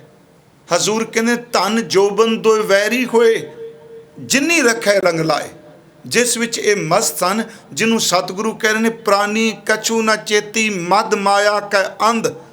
ਮਾਇਆ ਦੇ ਨਸ਼ੇ ਵਿੱਚ ਅੰਨਾ ਹੋਇਆ ਬੰਦਾ ਕੋਈ ਗੱਲ ਵੀ ਚੇਤੇ ਨਹੀਂ ਕਰਦਾ। ਉਹ ਖਿਆਲ 'ਚ ਲਿਆਉਂਦੇ ਹੀ ਨੇ। ਉਹ ਕਹਿੰਦਾ ਨਹੀਂ ਮੈਂ ਹੀ ਸਭ ਕੁਛ ਹਾਂ। ਹਜ਼ੂਰ ਕਹਿੰਦੇ ਨੇ ਦੇਖੋ ਭਾਈ ਕਿ ਧਨ ਜੋਬਨ ਦੋ ਵੈਰੀ ਹੋਏ, ਜਿਨੀ ਰੱਖੇ ਰੰਗ ਲਾਏ। ਦੂਤਾਂ ਨੂੰ ਫਰਮਾਇਆ ਲੈ ਚੱਲੇ ਪੱਤ ਗਵਾਏ। ਇਸੇ ਵਿੱਚ ਹੀ ਸਤਿਗੁਰੂ ਜੀ ਨੇ ਇਹ ਸ਼ਬਦ ਵਰਤਿਆ, ਅੱਗੋਂ ਦੇ ਜਾਂ ਚੇਤੀਏ ਤਾਂ ਕਾਇਤ ਮਿਲੇ ਸਜਾਏ। ਜੇ ਇਨਸਾਨ ਤੂੰ ਸੁਹਿਰਤਾ ਨਾਲ ਦੇਖੇ, ਜੇ ਤੂੰ ਆਉਣ ਵਾਲੇ ਭਵਿੱਖ ਬਾਰੇ ਸੋਚੇ, ਤੇ ਤੈਨੂੰ ਐਡੀ ਵੱਡੀ ਸਜ਼ਾ ਕਿਵੇਂ ਮਿਲੇ। ਮੈਂ ਸਿਰਫ ਇੰਨੀ ਕੁ ਬੇਨਤੀ ਇਸ ਕਰਕੇ ਕੀਤੀ ਕਿ ਉੱਥੇ ਪੈਸਾ ਵੀ ਸੀ, ਜਵਾਨੀ ਵੀ ਸੀ, ਉਹ ਸਾਰਾ ਨਸ਼ਾ ਇਹਨਾਂ ਦੇ ਧੁਰ ਅੰਦਰ ਵੜਿਆ ਸੀ। ਕੀ ਬੀਬੀਆਂ, ਕੀ ਬੰਦੇ, ਕੀ ਬੱਚੇ, ਕੀ ਨੌਜਵਾਨ। ਸਿਰਫ ਇੱਕ ਉਦਾਹਰਨ ਲਈ ਅਸੀਂ। ਮਹਾਰਾਜ ਗੁਰੂ ਤੇਗ ਬਹਾਦਰ ਸਾਹਿਬ ਕਹਿੰਦੇ ਨੇ ਮਾਇਆ ਦੇ ਨਸ਼ੇ ਵਿੱਚ ਮਸਤ ਹੋਇਆ ਬੰਦਾ ਕੁਛ ਨਹੀਂ ਜਾਣਦਾ, ਨਾਮ ਸਿਮਰਨ ਨੂੰ ਚੰਗਾ ਨਹੀਂ ਲੱਗਦਾ, ਉਹ ਮਜ਼ਾਕ ਕਰਦਾ ਹੈ। ਉਹ ਸੱਚੀ ਮੁੱਚੀ ਬੰਦਗੀ ਕਰਨ ਵਾਲਿਆਂ ਦੇ ਲਈ ਵੀ ਆਪ ਸ਼ਬਦ ਵਰਤਦਾ ਹੈ। ਉਹਨੂੰ ਇਸ ਗੱਲ ਦੀ ਸਮਝ ਨਹੀਂ। ਸਤਿਗੁਰੂ ਜੀ ਨੇ ਇਹ ਬਚਨ ਕੀਤਾ, ਪ੍ਰਾਨੀ ਕਛੂ ਨਾ ਚੇਤੇ। ਕੁਝ ਚੇਤੇ ਨਹੀਂ ਕਰਦਾ, ਨਾ ਧਰਮ, ਨਾ ਚੰਗੇ ਕਰਮ, ਨਾ ਪ੍ਰਮਾਤਮਾ, ਕਿਉਂਕਿ ਮਦ ਮਾਇਆ ਕੈ ਅੰਧ। ਮਾਇਆ ਦੇ ਨਸ਼ੇ ਵਿੱਚ ਮਸਤ ਹੈ। ਉਹ ਸਤਿਗੁਰਾਂ ਨੇ ਹਰ ਚੀਜ਼ ਦਾ ਸਾਨੂੰ ਹੱਲ ਜਿਹੜਾ ਬਾਣੀ 'ਚ ਬਖਸ਼ਿਆ ਵੀ ਹੈ। ਜਦੋਂ ਬੰਦਾ ਮਾਇਆ ਵਿੱਚ ਪੂਰਨ ਤੌਰ 'ਤੇ ਫਸ ਜਾਂਦਾ ਨਾ, ਕਿਉਂਕਿ ਅੱਜ ਦਾ ਸ਼ਬਦ ਹੈ ਅੰਨਾ ਹੋਇਆ, ਨਸ਼ੇ ਵਿੱਚ ਅੰਨਾ ਹੋਇਆ। ਗੁਰਬਾਣੀ ਨੇ ਅੰਨਾ ਨਹੀਂ ਉਹਨੂੰ ਮੰਨਿਆ ਜਿਹਦੀਆਂ ਅੱਖਾਂ ਦੀ ਜੋਤ ਚਲੀ ਜਾਏ। ਗੁਰਬਾਣੀ ਕਹਿੰਦੀ ਹੈ ਅਸਲ 'ਚ ਅੰਨਾ ਬੰਦਾ ਉਦੋਂ ਹੁੰਦਾ ਹੈ ਜਦੋਂ ਅੱਖਾਂ ਬਿਟ ਕਰਕੇ ਸਭ ਕੁਝ ਦੇਖਦੀਆਂ ਹੋਣ ਤੇ ਅੰਦਰੋਂ ਪਰਮਾਤਮਾ ਤੋਂ ਟੁੱਟ ਜਾਵੇ। ਹਜ਼ੂਰ ਦਾ ਬਚਨ ਹੈ, ਅੰਧੇ ਇਹ ਨਾ ਆਖੀਆਂ ਜਿਨ ਮੁਖ ਲੋਇਨ ਨਾਹੇ। ਜਿਨ੍ਹਾਂ ਦੇ ਮੂੰਹ ਤੇ ਨੇਤਰ ਨਹੀਂ, ਨੇਤਰਾਂ 'ਚ ਜੋਤ ਨਹੀਂ, ਉਹਨਾਂ ਨੂੰ ਮਤ ਅੰਧਾ ਬੋਲ। ਅੰਧੇ ਤਾਂ ਉਹ ਨੇ ਜਿਹੜੇ ਖਸਮ ਤੋਂ ਅੰਦਰੋਂ ਟੁੱਟੇ ਹੋਏ ਆ। ਅੰਧੇ ਇਹ ਨਾ ਆਖੀਆਂ ਜਿਨ ਮੁਖ ਲੋਇਨ ਨਾਹੇ, ਅੰਧੇ ਸਹੀ ਨਾਨਕਾ ਖਸਮੋਂ ਕੁੱਥੇ ਜਾਹੇ। ਮਹਾਰਾਜ ਕਹਿੰਦੇ ਮਾਇਆ ਦੇ ਨਸ਼ੇ ਵਿੱਚ ਮਸਤ ਹੋਇਆ ਬੰਦਾ ਕਿਸੇ ਦੀ ਨਹੀਂ ਸੁਣਦਾ। ਇੱਕ ਗੁਰੂ ਜੀ ਦਾ ਬਚਨ ਹੈ, ਮਾਇਆ ਧਾਰੀ ਅਤ ਅੰਨਾ ਬੋੜਾ।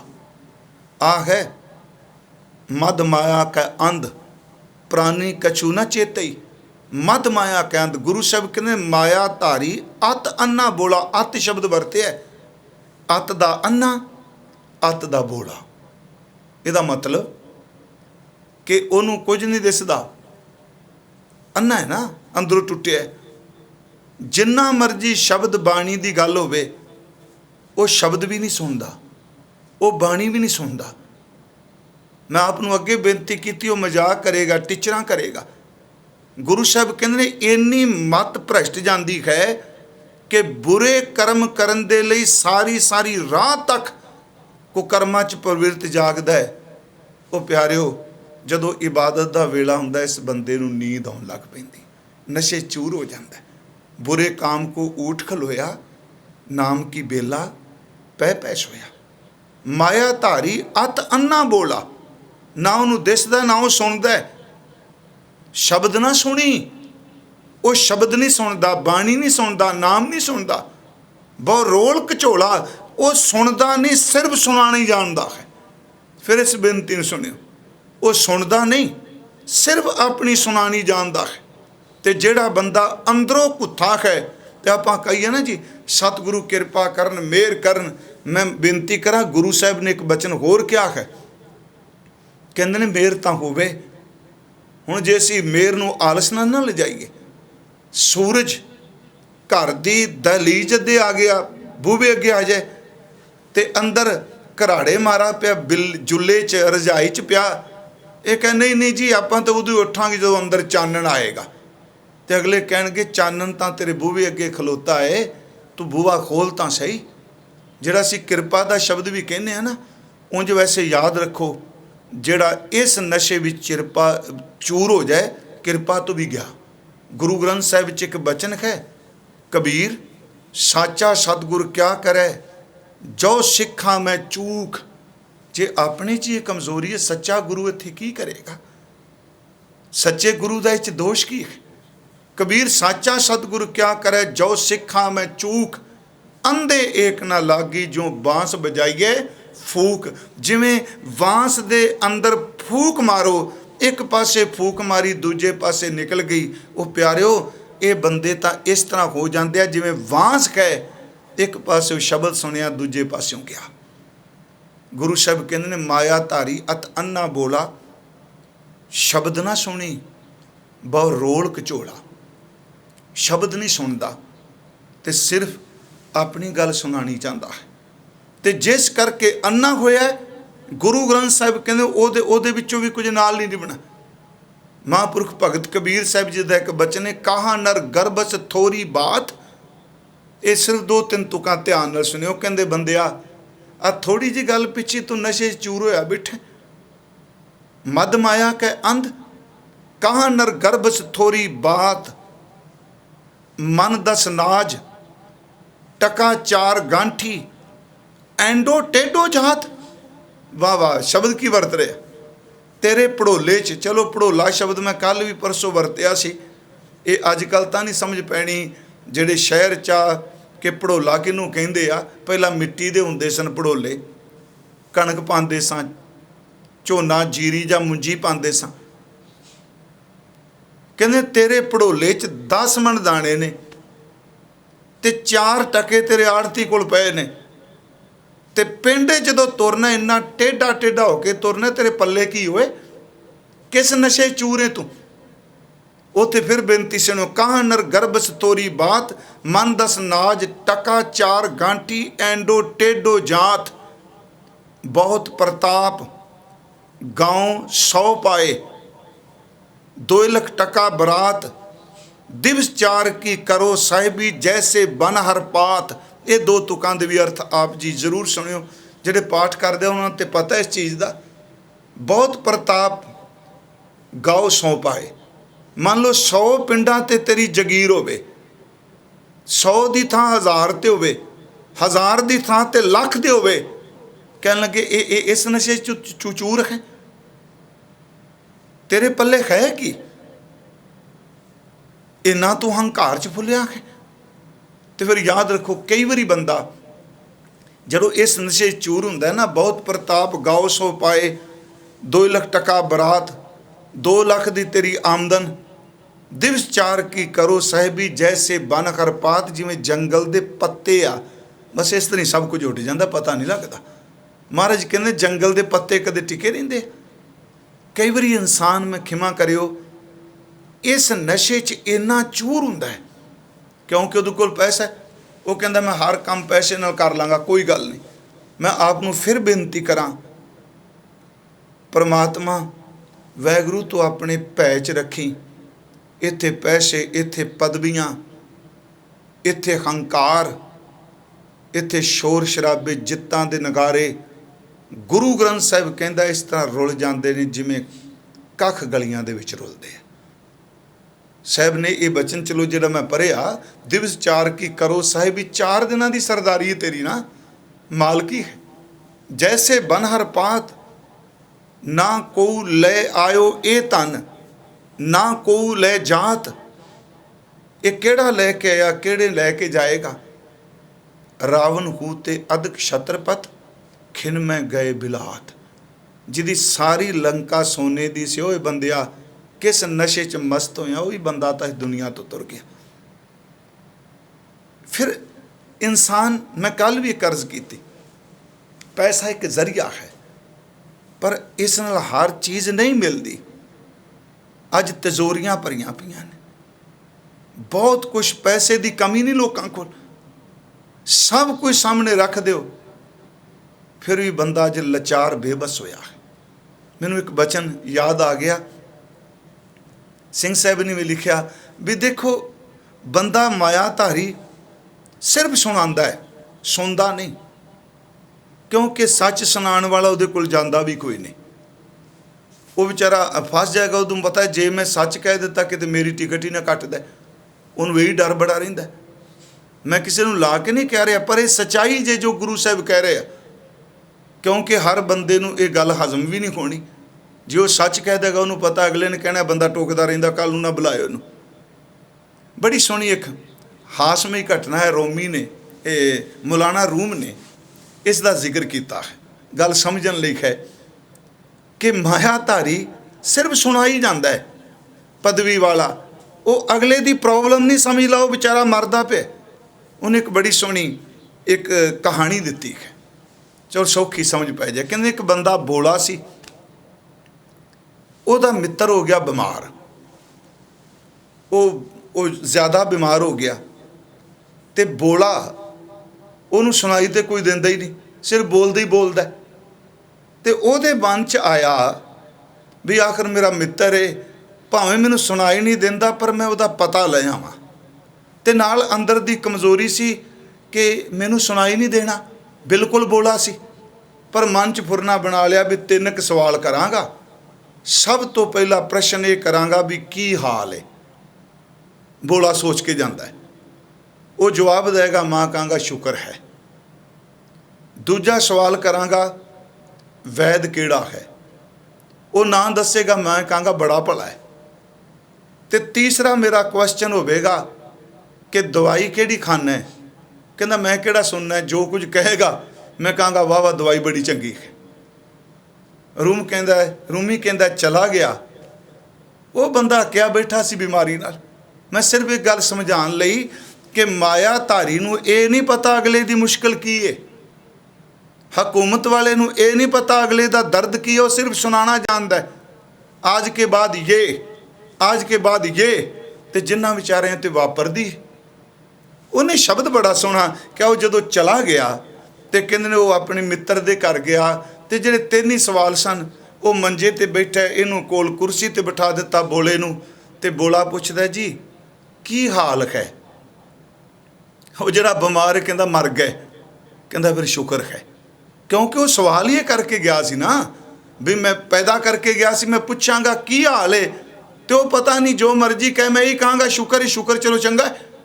ਇਹਨੇ ਪਹਿਲਾ ਸਵਾਲ ਕੀਤਾ ਜੀ ਕੀ ਹਾਲ ਹੈ, ਤੇ ਉਹ ਬਿਮਾਰ ਵਿਚਾਰਾ ਕਹਿੰਦਾ ਮਰ ਗਏ, ਕਹਿੰਦਾ ਸ਼ੁਕਰ ਹੈ। ਥੋੜਾ ਸਮਾਂ ਚੁੱਪ ਕਰਕੇ ਦੂਜਾ ਪ੍ਰਸ਼ਨ ਕਰਦਾ, ਆਪਣਾ ਜੀ ਵੈਦ ਕੌਣ ਹੈ? ਤੇ ਉਹਨੇ ਕਿਹਾ ਜਮਦੂਤ, ਮੌਤ। ਅੱਕਿਆ ਪਿਆ ਸੀ ਬਿਮਾਰ। ਜਦੋਂ ਉਹਨੇ ਕਿਹਾ ਜਮ ਜਾਂ ਅਜ਼ਰਾਈਲ, ਮੌਤ, ਤੇ ਬੋਲਾ ਕਹਿੰਦਾ ਬੜਾ ਚੰਗਾ, ਇਹ ਵੈਦ ਤਾਂ ਹੈ ਹੀ ਬੜਾ ਚੰਗਾ, ਅਖੀਰ ਤੇ ਹੀ ਲੱਭਦਾ। ਉਹਨੇ ਤੀਜਾ ਸਵਾਲ ਕੀਤਾ, ਦਵਾਈ ਕਿਹੜੀ ਖਾ ਰਹੇ ਹੋ? ਉਹ ਅੱਕ ਗਿਆ ਸੀ ਜੀ 2 ਸਵਾਲਾਂ 'ਚ, ਜਿਹੜਾ ਬਿਮਾਰ ਸੀ। ਜਦੋਂ ਉਹਨੇ ਤੀਜਾ ਪੁੱਛਿਆ ਜੀ ਦਵਾਈ ਕਿਹੜੀ ਖਾ ਰਹੇ ਹੋ, ਉਹ ਅੱਕ ਕੇ ਕਹਿੰਦਾ ਜ਼ਹਿਰ ਖਾ ਰਿਹਾ। ਕਹਿੰਦਾ ਵਾਹ ਵਾਹ ਵਾਹ, ਇਹ ਤਾਂ ਦਵਾਈ ਬੜੀ ਮੁਸ਼ਕਲ ਨਾਲ ਮਿਲਦੀ ਹੈ, ਜਿਹੜਾ ਇਹ ਖਾ ਲਓ ਬਚ ਜਾਂਦਾ ਹੈ।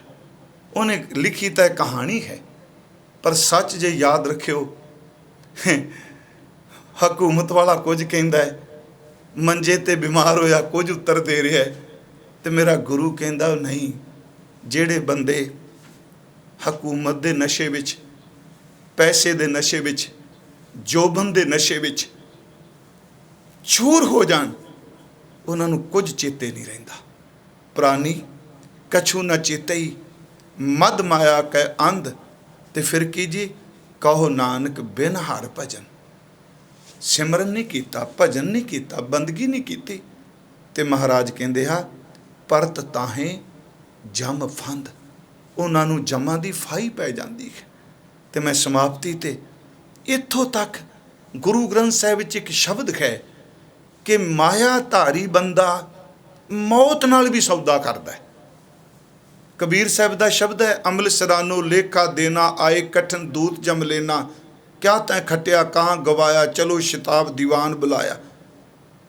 ਚੱਲ ਦਰਹਾਲ ਦੀਵਾਨ ਬੁਲਾਇਆ, ਹਰ ਫੁਰਮਾਨ ਦਰਗਹਿ ਕਾ ਆਇਆ। ਜਦੋਂ ਕਹਿੰਦੇ ਨੇ ਬੰਦੇ ਨੂੰ ਮੌਤ ਆਈ, ਮਾਇਆ ਧਾਰੀ ਨੂੰ ਪਤਾ ਸੀ ਹਰ ਕੰਮ ਪੈਸੇ ਨਾਲ ਹੋ ਜਾਂਦਾ, ਉਹ ਮੌਤ ਨੂੰ ਵੀ ਕਹਿੰਦਾ ਹੈ ਕਹਿੰਦੇ ਨਹੀਂ ਅਜੇ ਨਹੀਂ ਮੈਂ ਜਾਣਾ। ਮੌਤ ਨੇ ਕਿਹਾ ਅੱਗੇ ਲੱਗ ਬੰਦਾ ਬਣ। ਸਿਰਫ ਇੱਕ ਗੱਲ ਸਮਝਣ ਲਈ ਹੈ ਵੀ ਬੰਦਾ ਭੁੱਲ ਜਾ, ਇੰਨਾ ਅੰਨਾ ਹੋ ਜਾਂਦਾ, ਨੂੰ ਪਤਾ ਨਹੀਂ ਮੈਨੂੰ ਮੌਤ ਸਾਹਮਣੇ। ਗੁਰੂ ਗ੍ਰੰਥ ਸਾਹਿਬ 'ਚ ਮਹਾਰਾਜ ਕਹਿੰਦੇ ਮੌਤ ਨੇ ਕਿ ਅੱਗੇ ਲੱਗ, ਕਹਿੰਦਾ ਨਹੀਂ ਜੀ ਮੈਂ ਤਾਂ ਅਗਰਾਈ ਕਰਨੀ ਹੈ, ਇਹਨਾਂ ਨੇ ਥਾਵਾਂ ਤੋਂ ਪੈਸੇ ਲੈਣੇ ਆ। ਮੌਤ ਨੇ ਕਿਹਾ ਬੰਦਾ ਬਣ, ਹੁਣ ਕੋਈ ਟਾਈਮ ਨਹੀਂ। ਅੱਗੋਂ ਪਤਾ ਕੀ ਕਹਿੰਦਾ ਹੈ, ਕਹਿੰਦਾ ਮੌਤ ਰਾਣੀ ਜੇ ਇੱਕ ਰਾਤ ਇੱਕ ਆ ਦਿਨ ਦੇ ਦੇਣਾ ਮੈਨੂੰ, ਜਿੰਨੇ ਪੈਸੇ ਇਕੱਠੇ ਹੋਏ ਅੱਧੇ ਮੇਰੇ ਤੇ ਅੱਧੇ ਤੇਰੇ, ਤੇਰਾ ਚਾਹ ਪਾਣੀ ਦੇ ਦੇ। ਅਸੀਂ ਖਰਚ ਪਾਣੀ ਕਹਿੰਦੇ, ਉੱਥੇ ਇਕੱਲਾ ਖਰਚ ਆਇਆ। ਮਹਾਰਾਜ ਕਹਿੰਦੇ ਨੇ ਉਹ ਅੰਨਾ ਬੰਦਾ ਨੂੰ ਸਮਝ ਨਹੀਂ ਪੈਂਦੀ ਮੌਤ ਸਾਹਮਣੇ। ਕਰੂੰ ਅਰਦਾਸ ਗਾਵ ਕਿਛ ਬਾਕੀ, ਲਿਖੋ ਨਬੇਰ ਆਜ ਕੀ ਰਾਤੀ, ਕਿਛ ਵੀ ਖਰਚ ਤੁਮਾਰਾ ਸਾਰੂ, ਸੁਬਹ ਨਿਵਾਜ ਸਰਾਏ ਗੁਜ਼ਾਰੂ। ਐ ਮੌਤ ਮੈਨੂੰ ਥੋੜ੍ਹਾ ਜਿਹਾ ਸਮਾਂ ਦੇ ਦੇ, ਮੈਂ ਖਰਚਾ ਪਾਣੀ ਤੈਨੂੰ ਵੀ ਦੇ ਦਿਆਂਗਾ। ਪਿਆਰਿਓ ਯਾਦ ਰੱਖਿਓ, ਉੱਥੇ ਸਿਮਰਨ ਤੋਂ ਬਿਨਾਂ ਗੱਲ ਫਾਈਆਂ ਪੈਂਦੀਆਂ ਨੇ, ਉੱਥੇ ਸਿਮਰਨ ਤੋਂ ਬਿਨਾਂ ਗੱਲ 'ਚ ਸੰਗਲ ਪੈਂਦੇ ਆ, ਉੱਥੇ ਸਿਮਰਨ ਤੋਂ ਬਿਨਾਂ ਮਹਾਰਾਜ ਦਾ ਇੱਕ ਸ਼ਬਦ ਹੈ, ਤੇਰੇ ਨਾਏ ਰੱਤੇ ਸੇ ਜਿਣ ਗਏ ਖਾਰ ਗਏ ਸੇ ਠੱਗਣ ਵਾਲਿਆ। ਜਿਹੜੇ ਆਰੰਭਕ ਬਚਨ ਨੇ, ਉੱਥੇ ਸੱਚੇ ਹੀ ਸੱਚ ਨਿਬੜੈ, ਚੁਣ ਵੱਖ ਕੱਢੇ ਜਜ਼ਮਾਲਿਆ, ਥਾਉ ਨਾ ਪਾਇਣ ਕੂੜਿਆਰ, ਮੂੰਹ ਕਾਲੇ ਦੋਜ਼ਖ ਚਾਲਿਆ। ਬਸ ਮੇਰੀ ਬੇਨਤੀ ਹੈ ਪਰਮੇਸ਼ਵਰ ਦੇ ਭੈ 'ਚ ਜੀਏ। ਸਤਿਗੁਰੂ ਇਸ ਨਸ਼ੇ ਤੋਂ ਬਚਾ ਲਵੀਂ, ਮਿਹਰ ਕਰੀ। ਇੰਨੀਆਂ ਬੇਨਤੀਆਂ ਕਰਦੇ ਹਾਂ। ਕਿਸੇ ਕਿਸਮ ਨੂੰ ਕਿਸੇ ਦੇ ਅੰਦਰ ਨੂੰ ਲਾ ਕੇ ਗੱਲ ਨਹੀਂ, ਵੱਖ ਵੱਖ ਨਾ ਵਿਆਖਿਆ ਕਰੀ ਜਾਓ, ਭਾਈ ਸਾਹਿਬ ਜਾ ਕੇ ਆ ਕੇ ਨਹੀਂ, ਇਹ ਤਾਂ ਹਕੀਕਤ ਹੈ। ਮੈਂ ਨਾਮ ਹੀ ਕਹਾਂਗਾ, ਮੇਰੇ ਤੋਂ ਬਿਨਾਂ ਵੀ ਗੁਰੂ ਤੇਗ ਬਹਾਦਰ ਕਹਿਣਗੇ ਪ੍ਰਾਨੀ ਕਛੂ ਨਾ ਚੇਤਈ, ਮਦ ਮਾਇਆ ਕੈ ਅੰਧ। ਆਓ ਪ੍ਰਭੂ ਚਰਨਾਂ ਵਿੱਚ ਅਰਦਾਸ ਕਰੀਏ, ਦਾਤਾ ਸਭ ਦਾ ਭਲਾ ਕਰ।